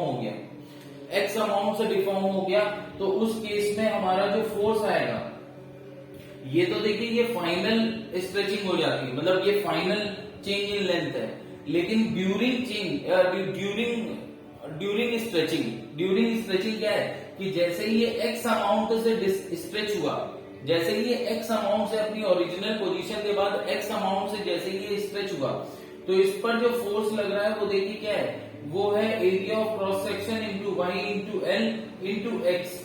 ठीक है, तो एक्स पे डिपेंड कर रहा है, तो ये जो फोर्स है ये कांस्टेंट नहीं है, ड्यूरिंग स्ट्रेचिंग ये फोर्स कांस्टेंट नहीं है। ठीक है, तो ये जो वर्क डन हम निकालने जा रहे हैं, this is not by a constant force, ये वर्क डन है बाय द वेरिएबल फोर्स। तो work done by the variable force जब हमें निकालना होता है तो हम किस पे जाते हैं, हम जाते हैं इंटीग्रेशन मेथड पे, राइट। तो यहां पर अगर हम इंटीग्रेशन मेथड पे जाएंगे तो देखिए क्या होगा, वो अब कुछ इस तरीके से हम देखेंगे कि सपोज ये एक्स अमाउंट स्ट्रेच होने के बाद जो फोर्स लग रहा है वो क्या होगा, A Y into X by L original length. अगर ये फोर्स आपका थोड़ा सा डी एक्स अमाउंट का स्ट्रेच और कर रहा है, ठीक है, एक्स अमाउंट स्ट्रेच होने के बाद ये जो फोर्स एफ लग रहा है ये इसको डी एक्स अमाउंट से स्ट्रेच और कर रहा है, तो जैसे ये डी एक्स अमाउंट से स्ट्रेच करेगा तो क्या होगा, ये जो वर्क डन आएगा, ये जब इसको डी एक्स अमाउंट से स्ट्रेच करेगा तो small work done by the deforming force D क्या है, elemental work done by the deforming force for, ठीक है ना, इन stretching the body by an amount D X. ठीक है ना, तो मैं लिख रहा हूं work done by deforming force in stretching body by amount dx, ठीक है।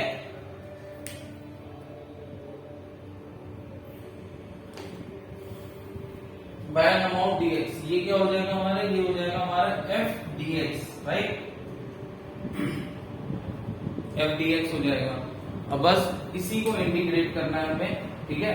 और कहां से कहां तक इंटीग्रेट करना है, तो देखिए हमने ओरिजिन अपना एक तरीके से ये इसकी ओरिजिनल लेंथ पे जो एंड है ना, ड्यूरिंग ओरिजिनल, ये पोजीशन को मैंने ओरिजिन माना, ठीक है। अब ये टोटल इसका स्ट्रेचिंग हो जाती है कितनी, डेल्टा एल तक सपोज जा रहा है, ठीक है।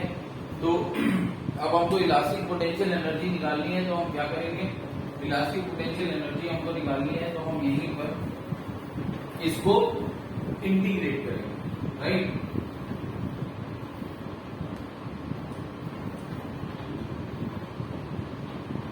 तो ये देखिए, ये जो F is equal to A Y by L into X, इसको मैं यहाँ पुट कर दे रहा हूँ, ठीक है। तो हमारा जो dw आएगा वो हमारा हो जाएगा A Y by L into X D X, ठीक है, A Y by L into X D x.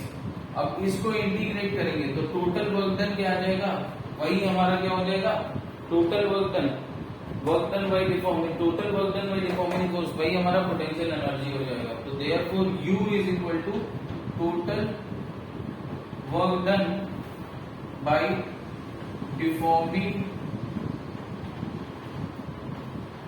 Force in stretching या in causing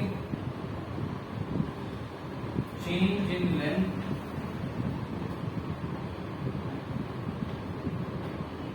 delta L, in causing change in length delta L, ठीक है। तो ये हमारा क्या हो जाएगा, ये हमारा हो जाएगा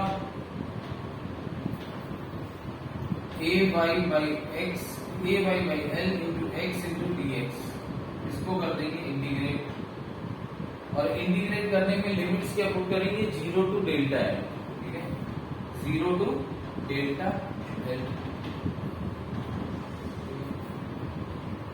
तो अब देखिए ए वाई बाई एल तो कांस्टेंट है, बाहर आ जाएगा, एक्स पे डिपेंड नहीं कर रहा है, x square by two, x square by two, और जब आप लिमिट्स पुट करेंगे तो ये आ जाएगा डेल्टा एल का होल स्क्वायर बाई टू, ठीक है।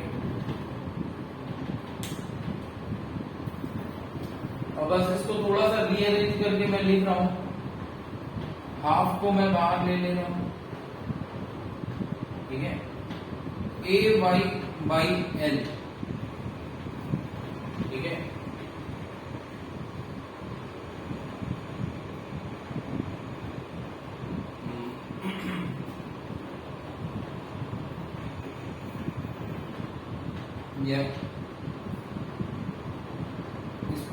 इसको मैं क्या कर रहा हूँ, इसको मैं लिख दे रहा हूँ y ऐसे, और एक डेल्टा एल मैंने क्या करा, इसको दे दिया, डेल्टा एल स्क्वायर है, एक डेल्टा एल यहाँ लिख दिया, y ऐसे लिख दिया, ठीक है। और फिर एक डेल्टा एल बचेगा, उसको भी मैं एक एल के साथ लिख दे रहा हूँ, और साथ में मैं एक एल से मल्टीप्लाई भी कर दे रहा हूँ, ठीक है। बेसिकली देखिए, पहले मैंने क्या करा, मैंने पहले इसको कुछ इस तरीके से लिख लिया, जो भी लिखा है उसको लिख लिया हाफ वाई, ठीक है, ए को अलग कर लिया, Y delta L by L, ठीक है। फिर बचेगा क्या, एक डेल्टा एल बचेगा और एक ए बचेगा। अब देखो ये Y into delta L by L, ये तो स्ट्रेस है, अब डेल्टा एल नथिंग, तो मैंने इसको एल से डिवाइड कर दिया, और यहाँ उसके लिए मैंने मल्टीप्लाई भी कर दिया, ठीक है। तो यहां से हमारी जो पोटेंशियल एनर्जी आ रही है U, यहां से हमारी जो पोटेंशियल एनर्जी आ रही है U, ये क्लियर है कि आ रही है हाफ इंटू, ये क्या है, ये पोर्शन है स्ट्रेस, ठीक है, ये पोर्शन हमारा स्ट्रेस है, stress into delta L by L क्या है, स्ट्रेन, और ए इंटू एल क्या है, वॉल्यूम।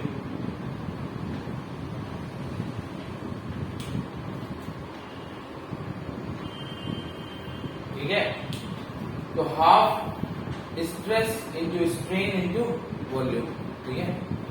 ये हमारा हो जाता है potential energy half stress into strain into volume.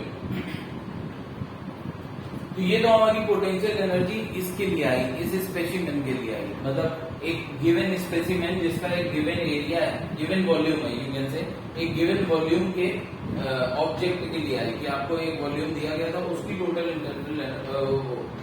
Elastic potential energy क्या होगी। लेकिन अब मैं इलास्टिक पोटेंशियल एनर्जी अगर पर यूनिट वॉल्यूम निकालना है, तो elastic potential energy per unit volume,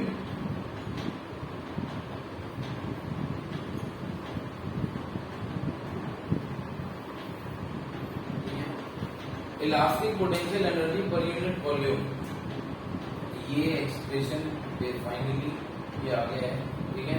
अब मैं elastic potential energy per unit volume जिसको मैं स्मॉल यू से रिप्रेजेंट कर रहा हूँ, वो क्या हो जाएगा, U is equal to U by volume. तो U इज इक्वल टू हमारा आ जाता है हाफ स्ट्रेस इंटू स्ट्रेन।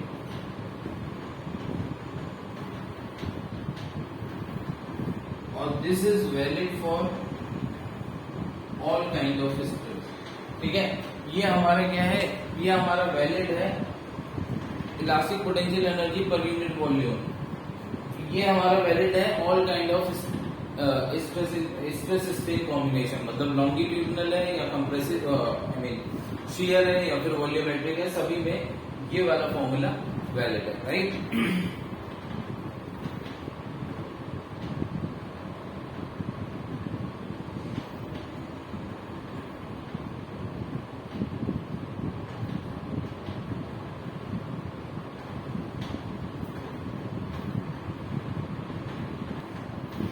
देखिए नेक्स्ट हम देखते हैं स्ट्रेस स्ट्रेन कर्व।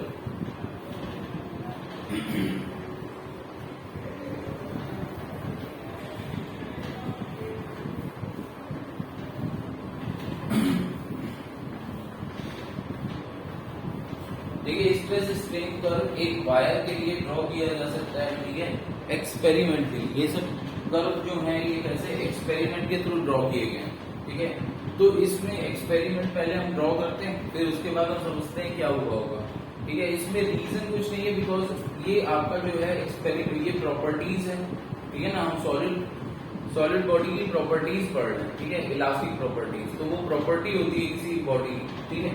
तो वो एक्सपेरिमेंटली ही देखा जा सकता है कि प्रॉपर्टी है, तो और उसके पीछे फिर थोड़ा रीजन जरूर दिया जाता है कि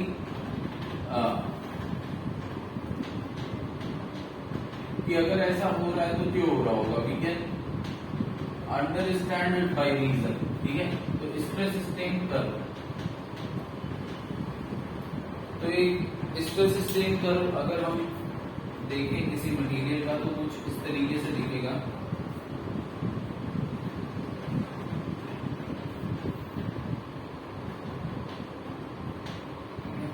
सपोज एक वायर या उस वायर पे एक्सपेरिमेंट चल रहा है, ठीक है। उस पर धीरे धीरे क्या है कि लोड्स बढ़ाए जा रहे हैं और उसका स्ट्रेस और स्ट्रेन कर स्ट्रेस और स्ट्रेन जो है वो रिकॉर्ड किया जा रहा है और फिर उसको हम प्लॉट करेंगे इस ग्राफ पे। तो हमको ये कुछ इस तरीके से मिलता है,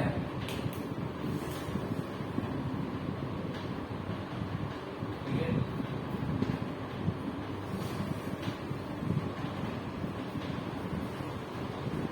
ठीक है, अब इसमें अलग अलग पॉइंट समझते हैं, ठीक है। ये कुछ हमको इस तरीके से मिलता है कर, ये एक्सपेरिमेंटली ड्रॉन कर। अब देखिए इसमें होता क्या है कि इसमें होता ये है कि आपका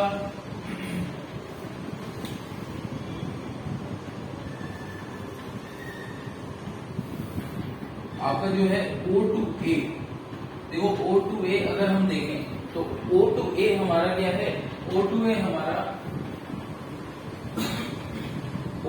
हमारा दिख रहा है कि ये क्या है, stress is directly proportional to strain. Stress हमारा डायरेक्टली प्रोपोर्शनल टू स्ट्रेन है, ठीक है। स्ट्रेस हमारा डायरेक्टली प्रोपोर्शनल टू स्ट्रेन है, मतलब हुक्स लॉ यहीं तक वैलिड है, ठीक है। जब तक stress is directly proportional to strain तो हुक्स लॉ वैलिड, ठीक है, हुक्स लॉ वैलिड, ठीक है। और इसीलिए हम ए को क्या बोलते हैं, इसीलिए हम इस पॉइंट को बोलते हैं प्रोपोर्शनैलिटी लिमिट। ठीक है, प्रोपोर्शनैलिटी लिमिट। ठीक है, अब देखिए धीरे धीरे आप और लोड बढ़ाएंगे तो क्या होगा, मतलब आप यहां तक पहुंच गए थे, प्रोपोर्शनैलिटी लिमिट आ गई थी, अब धीरे धीरे आप और लोड बढ़ाएंगे तो क्या होगा, अब जो इनकी देखिए बेसिकली स्ट्रेस होता क्या है, रीस्टोरिंग फोर्स पे डिपेंड करता है। तो आप जो एक्सटर्नल डिफॉर्मिंग फोर्स लोड अब बढ़ाते जा रहे हैं, लेकिन अब क्या होगा, इनके जो रीस्टोरिंग फोर्स है, जो केमिकल बॉन्ड्स है, ठीक है ना, उनकी कैपेसिटी थोड़ा कम होने लगेगी। ठीक है ना, उनकी कैपेसिटी थोड़ा कम होने लगेगी। ठीक है, कंपेरेटिव टू एक्सटर्नल लोड्स। ठीक है, तो उनके कंपैरिजन में इनकी कैपेसिटी थोड़ा कम होने लगेगी, लेकिन स्टिल पॉइंट बी, तो देखिए अब स्ट्रेस जो होगा, स्ट्रेस थोड़ा धीमे बढ़ेगा बट स्ट्रेन ज्यादा तेजी से बढ़ने लगेगा। देखिए स्ट्रेस थोड़ा सा स्लो हो जाएगा, स्ट्रेस का बढ़ना, स्ट्रेस अब कम जनरेट होगा लेकिन स्ट्रेन ज्यादा होने लगेगा क्योंकि रीस्टोरिंग क्षमता कम होने लगेगी। देखिए स्ट्रेस कब जनरेट होता है, स्ट्रेस जनरेट होता है जब बॉडी में स्ट्रेन, मतलब जब बॉडी में स्ट्रेन आ रहा है, बेसिकली बॉडी में डिफॉर्मेशन आ रहा है और डिफॉर्मेशन अलाउ नहीं कर रही है बॉडी। ठीक है ना, लेकिन यहाँ पर देखो स्ट्रेन तेजी से बढ़ने लगा, स्ट्रेन तेजी से बढ़ने का मतलब delta L, change in length तेजी से होने लगी। ठीक है ना, चेंज इन लेंथ तेज होने लगी। अब चेंज इन लेंथ तेज होने लगी तो उसका मतलब क्यों हो रहा है ऐसा, क्योंकि रीस्टोरिंग फोर्स है ना, रीस्टोरिंग फोर्स की कैपेसिटी कम हो गई, रीस्टोरिंग फोर्स की क्षमता कम हो गई, जो कि रेजिस्टेंस प्रोवाइड करती थी चेंज इन साइज के लिए। ठीक है, लेकिन फिर भी यहां पर एक पॉइंट बी आएगा। ठीक है, यहां पर, ठीक है ना, आप वायर को खींच रहे हैं, वायर को खींच रहे हैं, आप देखते हैं कि वायर को छोड़ेंगे वो वापस ओरिजिनल अपनी कॉन्फ़िगरेशन को रीगेन कर लेता है, ओरिजिनल कॉन्फ़िगरेशन को। ठीक है, आप और थोड़ा स्ट्रेच करते जाइए, स्ट्रेच करते जाइए, वायर फिर ओरिजिनल कॉन्फ़िगरेशन को रीगेन कर लेगा। लेकिन वो एक लेवल आता है, उसके बाद आपने खुद ही देखा होगा कि किसी भी चीज को, स्प्रिंग का अगर एग्जांपल है, अगर स्प्रिंग को हम स्ट्रेच करते ही जाए तो एक पॉइंट आएगा जिसके बाद वो रीगेन तो करेगी, लेकिन हो सकता है कि रीगेन करने के बाद भी उसकी लेंथ में क्या हो, पूरी तरीके से रीगेन ना कर पाए। ठीक है, और फिर और अगर उसके बाद उसको स्ट्रेच करते जाएंगे तो वो क्या होगा कि हो सकता है वो रीगेन करना ही बंद हो जाए। राइट, तो बेसिकली हम वो चीज देख रहे हैं कि हम उसी तरीके का कुछ एक्सपेरिमेंट कर रहे हैं अपने एक वायर पे। ठीक है, तो यहाँ पर देखिए, अब यहाँ पर क्या है, ए टू बी। अब बी पे अगर आप मान लीजिए एक्सटर्नल फोर्स लगाना छोड़ दें, डिफॉर्मिंग फोर्स लगाना छोड़ दें, तो जैसे ही आप डिफॉर्मिंग फोर्स लगाना छोड़ेंगे, देखिए ओ टू ए जब कहीं पर भी आप है, मान लीजिए कहीं तक भी आप पहुंचे, मान लीजिए किसी ये पॉइंट तक पहुंचे, और यहाँ पर आपने क्या करा, डिफॉर्मिंग फोर्स जो आप एक्सटर्नल लगा रहे थे वो आपने छोड़ दिया, तो ये क्या होगा, ये वापस, अब जैसे डिफॉर्मिंग फोर्स छोड़ा आपने तो क्या होगा, स्ट्रेस जीरो हो जाना चाहिए। ठीक है ना, स्ट्रेस जीरो हो जाएगा और ये वापस कैसे चली जाएगी, ऐसे, तो स्ट्रेस भी जीरो हो जाएगा और स्ट्रेन भी जीरो हो जाएगा। मतलब स्ट्रेन क्या है, change in length upon length. ठीक है, तो चेंज इन लेंथ भी जीरो हो जाएगी, मतलब ओरिजिनल कॉन्फ़िगरेशन आ गया। फिर सपोज आपने यही काम ए पे करा, तो ए पे भी ये वापस इसी लाइन पे वापस चला जाएगा। ठीक है, और क्या होगा, स्ट्रेस भी जीरो, स्ट्रेन भी जीरो। अब देखिए जब आप आगे जाने लगे तो आपने देखा ग्राफ, देखिए एक्सपेरिमेंटली ड्रॉन ग्राफ है, तो आपने देखा ग्राफ कैसा जा रहा है, कुछ कर्व हो रहा है, मतलब यहाँ पर अब स्ट्रेन ज्यादा तेजी से बढ़ने लगा और स्ट्रेस कम तेजी से बढ़ रहा है। ऐसा कब होगा, जब रीस्टोरिंग फोर्स की कैपेसिटी धीरे धीरे कम हो रही है। लेकिन अभी भी आपने देखा ए से बी के बीच में आपने कभी भी अगर एक्सटर्नल डिफॉर्मिंग फोर्स लगाना बंद किया तो ये वापस इसी पाथ को फॉलो करके कहां चला जा रहा है, यहाँ। ठीक है, ये वापस मतलब वापस ये पाथ को क्या फॉलो करेगा, ये कोई पाथ नहीं है, ये जो है रीगेन कर रहा है ना पोजीशन। तो अगर रीगेन कर रहा है पोजीशन तो हम ग्राफ में देखें तो ये ग्राफ में कुछ ऐसे ही चला जाता है, मतलब कि zero stress and zero strain. ठीक है ना, स्ट्रेन भी नहीं रहता। तो ये पॉइंट बी तक आपको ऐसा ही मिला, इसीलिए पॉइंट बी को हम लोग क्या बोलते हैं, इलास्टिक लिमिट। पॉइंट बी को हम लोग बोलते हैं इलास्टिक लिमिट। ठीक है, मतलब O टू B क्या होगा, O टू B आपका होगा कि if deforming force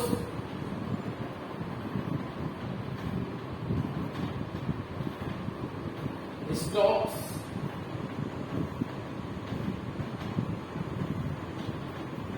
the body regains original configuration. The body regains original configuration. The body regains original configuration. ठीक है, लेकिन अब आपने देखा कि जैसे B के आगे मान लो किसी एक पॉइंट C को लेते हैं, ठीक है, किसी एक पॉइंट C को लेते हैं, B के आगे मैंने देखा किसी एक पॉइंट C को लेते हैं, ठीक है ना, तो क्या होता है, अच्छा इसीलिए O टू B जो होता है, O टू B हम लोग क्या बोलते हैं, O टू B हमारा होता है इलास्टिक रीजन, ठीक है, इलास्टिक रीजन, ठीक है, O टू B, क्योंकि O टू B में B तक आप जा रहे हो तो क्या हो रहा है, B तक आप जा रहे हो तो बॉडी अपनी रीगेन कर ले रही है ओरिजिनल कॉन्फ़िगरेशन को, इसीलिए O टू B को हम क्या बोलते हैं, इलास्टिक रीजन, ठीक है। अब आपने यही काम C पे करके देखा, तो C पे अगर आप स्टॉप करते हो तो क्या होगा, अब देखिए ये वापस कभी ऐसे नहीं जाएगा। C पे आपने जैसे ही एक्टिंग ये आपका जो है एक्स्ट्रा डिफॉर्मिंग फोर्स अपना लगना बंद हुआ जैसे ही C पे, तो देखो क्या होगा, ये C से डायरेक्ट नीचे आने लगेगा अपने ग्राफ के पैरेलल, ये C से डायरेक्ट नीचे आने लगेगा, ठीक है ना। देखो इसको वापस कौन ला रहा है, Y। अब ये लाइन का स्लोप अगर आप देखो तो ये लाइन का स्लोप क्या है, स्ट्रेस स्ट्रेन कर्व का स्लोप क्या है, स्ट्रेस स्ट्रेन कर्व का स्लोप है आपका Y, है ना, स्ट्रेस अपॉन स्ट्रेन,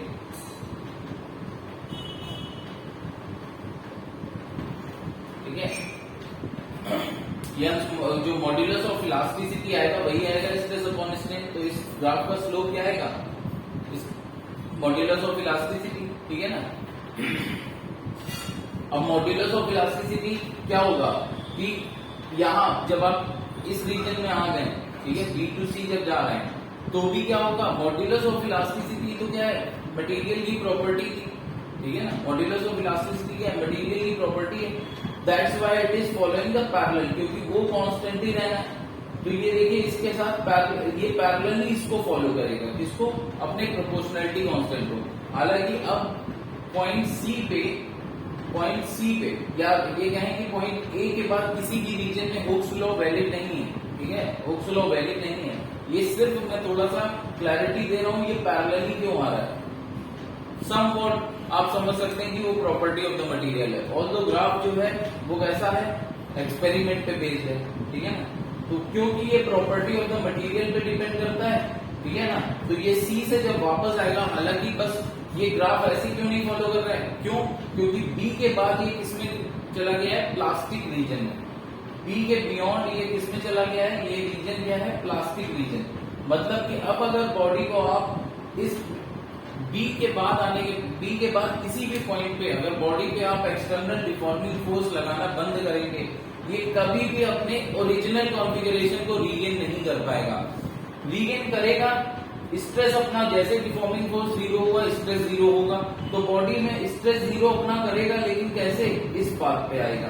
तो देखिए ये जो लास्ट में स्ट्रेन जो होगा वो 0 नहीं हो पाएगा, ठीक है ना, स्ट्रेन 0 नहीं होगा, तो ये कुछ ना कुछ स्ट्रेन बचेगा, मतलब मैं बोल सकता हूं कुछ ना कुछ रेसिड्यूअल चेंजेस आ जाएंगे, रेसिड्यूअल चेंजेस, मतलब कि अब ओरिजिनल कॉन्फ़िगरेशन, स्प्रिंग को आप स्ट्रेच करते जा रहे हैं, ठीक है, एक लेवल तक तो वो वापस आ रही थी, वो लेवल क्या था, एक लेवल तक तो वो ओरिजिनल कॉन्फ़िगरेशन रीगेन कर ले रही थी, वो पॉइंट क्या था, बी पॉइंट, लेकिन उसके बियॉन्ड आपने स्ट्रेच कर दिया तो वो पीछे तो आएगी, लेकिन कंप्लीट सेम शेप या सेम साइज पे नहीं आ जाएगी, कुछ ना कुछ उसमें रेसिड्यूअल चेंज इन लेंथ आ ही चुका होगा, ठीक है, जैसे यहाँ पर रेसिड्यूअल स्ट्रेन आ जाता है, ठीक है ना, रेसिड्यूअल स्ट्रेन, ठीक है।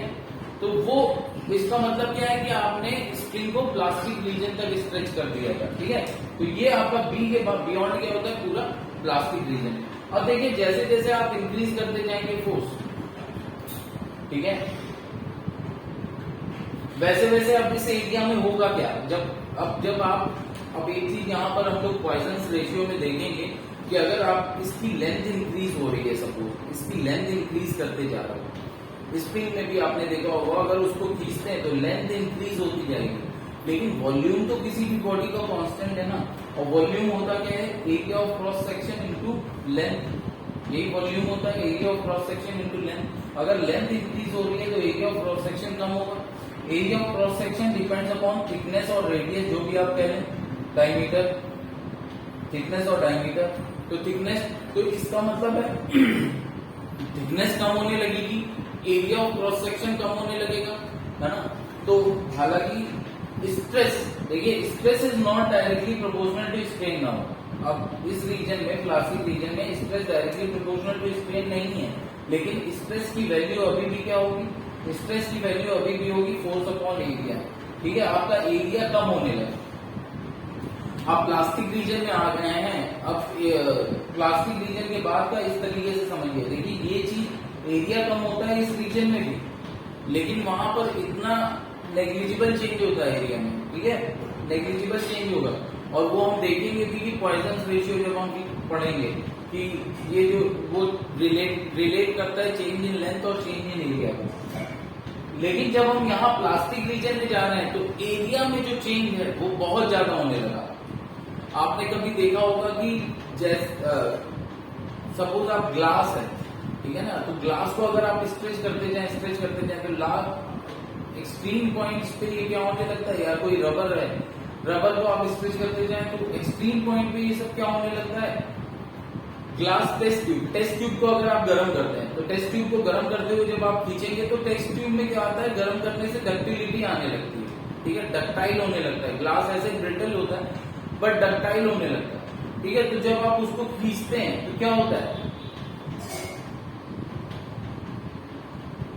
तो ऐसा होता है कि वो एक पॉइंट आएगा जब वो गर्म होते होते इतना गर्म हो जाएगा कि वो बिल्कुल रेसा सा दो पार्ट में हो जाता है और बिल्कुल थिन हो जाता है, बीच से बिल्कुल थिन होने लगता है। तो ये प्लास्टिक रीजन कुछ ऐसा ही केस है कि वहां पर बॉडी बिल्कुल थिन होने लगेगी, ठीक है, इतना थिन होने लगेगी कि अब एरिया जो है, एरिया में सब्सटेंशियल डिक्रीज होने लगेगा, कुछ महत्वपूर्ण अमाउंट का डिक्रीज होने लगेगा। और इस डिक्रीज की वजह से एकदम से देखिए स्ट्रेस क्या होने लगेगा, इंक्रीज, ठीक है, फोर्स अपॉन एरिया। ये जो डिक्रीज है ये बहुत ज्यादा होने लगेगा एकदम से, तो ये स्ट्रेस एकदम से इंक्रीज करने लगेगा और अपनी मैक्सिमम वैल्यू पे पहुंचेगा, ठीक है, अपनी मैक्सिमम वैल्यू पे पहुंचेगा, ठीक है। और ये जो मैक्सिमम वैल्यू होती है इसी को हम लोग बोलते हैं अल्टीमेट टेंसाइल स्ट्रेंथ। अगर टेंसाइल की बात कर रहे हैं तो ये अल्टीमेट स्ट्रेंथ होती है, मतलब अल्टीमेट स्ट्रेंथ, ठीक है ना, अल्टीमेट ये यहाँ इस पॉइंट पे मैक्सिमम स्ट्रेस जो होता है, ठीक है ना, ये मैक्सिमम स्ट्रेस को हम लोग क्या बोलते हैं, अल्टीमेट स्ट्रेंथ, ठीक है। ये देखिए ये आपकी मैक्सिमम स्ट्रेस की वैल्यू है, सिग्मा मैक्स, ठीक है। ये आपकी इलास्टिक लिमिट है, यहां पर जो सिग्मा, यहां पर बी पर जो स्ट्रेस है वो क्या होगा, इलास्टिक लिमिट। सिग्मा ई क्या है, ये इलास्टिक लिमिट है या इलास्टिक स्ट्रेंथ।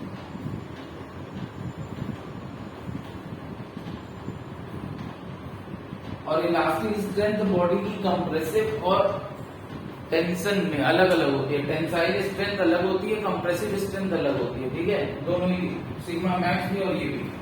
अब ये सिग्मा मैक्स क्या है, ये सिग्मा मैक्स है मैक्सिमम स्ट्रेंथ या फिर जिसको हम लोग बोलते हैं अल्टीमेट स्ट्रेंथ। इसके बाद अगर आप बॉडी को खींचेंगे तो बॉडी का ब्रेक होना, बॉडी ब्रेक होना ही है, ठीक है। तो बी से डी तक अगर बॉडी में डिफॉर्मेशन आप कम करेंगे तो बॉडी रीगेन करेगा पोजीशन को, लेकिन क्या होगा, कुछ ना कुछ रेसिडुअल अमाउंट रह जाएगा, कुछ ना कुछ रेसिडुअल चेंजेस रह जाएंगे, ठीक है ना।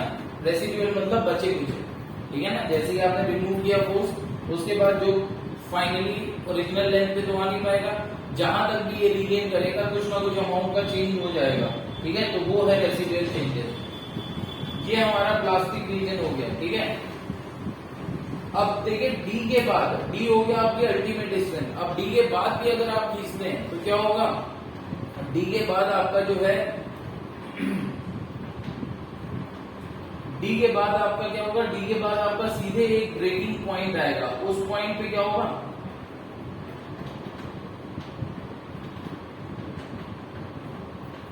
यहां पर आप ये समझ लीजिए क्या है कि रीस्टोरिंग, यहां पर फोर्स क्यों कम होने लगा, क्योंकि देखिए रीस्टोरिंग फोर्स अब वायर में कुछ रह ही नहीं जाएगा, इतना थिन हो जाएगा बीच से कि वहां पे एटम्स का जो रीस्टोरिंग फोर्स होगा वो कुछ रह ही नहीं जाएगा, वो नेग्लिजिबल होने लगेगा, वो बहुत कम होने लगेगा। क्यों, क्योंकि थिनिंग होने लगी।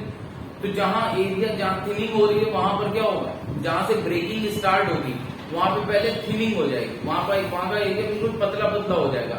Take an example of glass, ठीक है ना, गर्म करते हुए उसको खींच लो, ठीक है, तो उसमें जब डक्टिलिटी आ जाती है तो उसमें क्या होगा, वो थिन होने लगेगा। टेस्ट ट्यूब वाला एग्जाम्पल, जब वो थिन होने लगेगा तो अब वहां पर नंबर ऑफ पार्टिकल्स ही इतने नहीं है कि रेजिस्टेंस प्रोवाइड करें, ठीक है। तो वो जो रीस्टोरिंग फोर्स है वो क्या हो जाएगा, वो नेग्लिजिबल हो जाएगा। और इसीलिए यहाँ डी से ई में आप देखेंगे कि एकदम से क्या हो रहा है, डी से ई में आपका, ई से इलास्टिक ना समझना, एफ दे रहा हूं ना इसमें, पी, ठीक है। तो डी टू पी में क्या हो रहा है, डी टू पी में आपका क्या हो रहा है, जो एरिया है, मतलब जो रीस्टोरिंग फोर्स है वही कुछ नहीं बचता है, ठीक है ना, वही नेग्लिजिबल होने लग रहा है। तो डी टू पी में इसीलिए क्या है, स्ट्रेस एकदम से गिरने लगता है और फाइनली ब्रेकिंग पॉइंट आ जाता है, ठीक है। और ये जो ब्रेकिंग पॉइंट है, यहाँ पर जो स्ट्रेस आएगा इसको ब्रेकिंग स्ट्रेस बोलेंगे, ठीक है।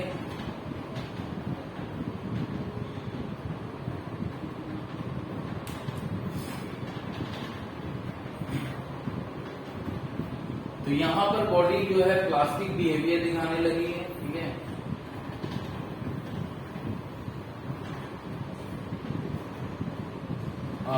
वेट, यहां पर बॉडी वापस नहीं आएगी। बी टू सी में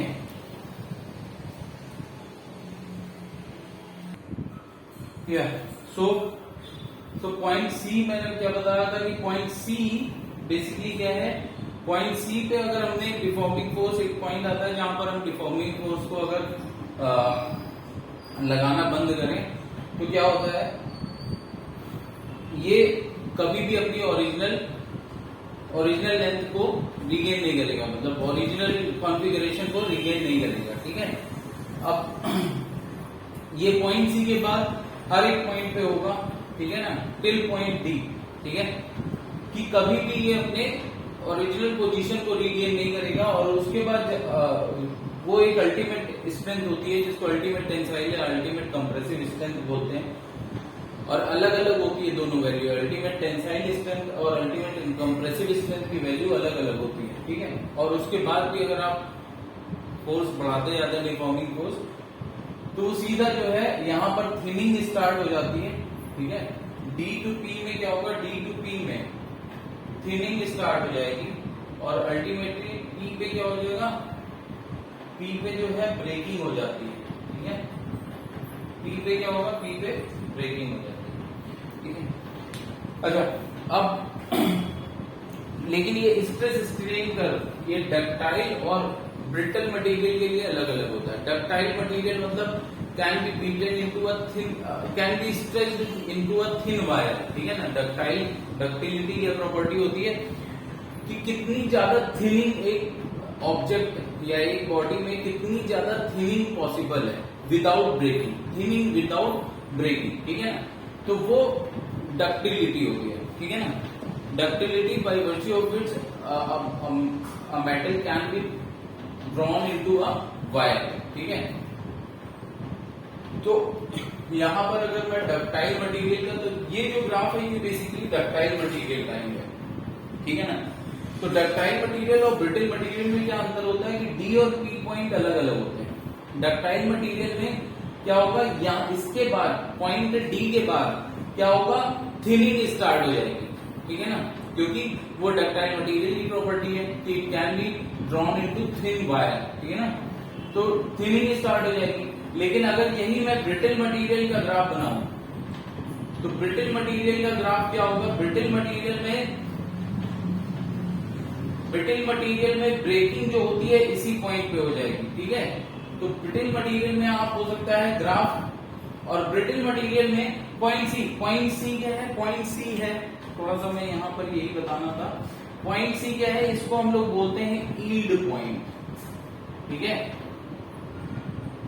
यील्ड पॉइंट, ठीक है। और इसके करस्पॉन्डिंग जो स्ट्रेस होता है उसको हम लोग बोलते हैं यील्ड स्ट्रेंथ। मतलब कि यील्ड पॉइंट क्या होता है, जिसके बाद बॉडी यील्ड कर चुकी है, यील्ड मींस अब बॉडी रीगेन नहीं करेगी कभी original shape and size, that is yielding, ठीक है ना। एक्सटर्नल फोर्स के सामने ये बॉडी यील्ड कर रही है, एक्सटर्नल डिफॉर्मिंग फोर्स के सामने ये बॉडी अगर ये यील्ड कर गई, मतलब अब कभी भी ये body back to original shape and size नहीं आएगी, ठीक है ना। बॉडी के यील्ड करने का मतलब कि इसके रीस्टोरिंग फोर्स की कैपेसिटी का कम होना, ठीक है ना, इसके इंटरनल फोर्सेस जो है उनकी कैपेसिटी का एक्सटर्नल फोर्सेस के सामने झुक जाना, दैट इज यील्डिंग, ठीक है ना। तो वो कम हो गया है, वो कैपेसिटी बॉडी की कम हो गई है, जिस वजह से कभी भी अब back to original shape and size, original configuration पे कभी वापस नहीं आ पाएगा, right. So that's why it is known as point C is known as yield point, ठीक है। और इसकी करस्पॉन्डिंग जो स्ट्रेस होगा उसको बोलते हैं यील्ड स्ट्रेंथ, ठीक है। ब्रिटल मटेरियल में यील्ड स्ट्रेंथ और इलास्टिक स्ट्रेंथ में भी कोई एक खास अंतर नहीं पाया जाता है, तो इसका ग्राफ कुछ इस तरीके से आ जाता है, ठीक है। और यही क्या होगा, ये आपका अल्टीमेट टेंसाइल स्ट्रेंथ या अल्टीमेट स्ट्रेंथ जो होगी वही क्या होगी, ब्रेकिंग स्ट्रेंथ होगी। इसमें डक्टिलिटी वाला पोर्शन, थिनिंग होगी नहीं, नो थिनिंग, ठीक है। अल्टीमेट स्ट्रेंथ यही क्या हो जाएगी आपकी, ब्रेकिंग स्ट्रेंथ। सो ये है आपका stress strain curve for brittle material.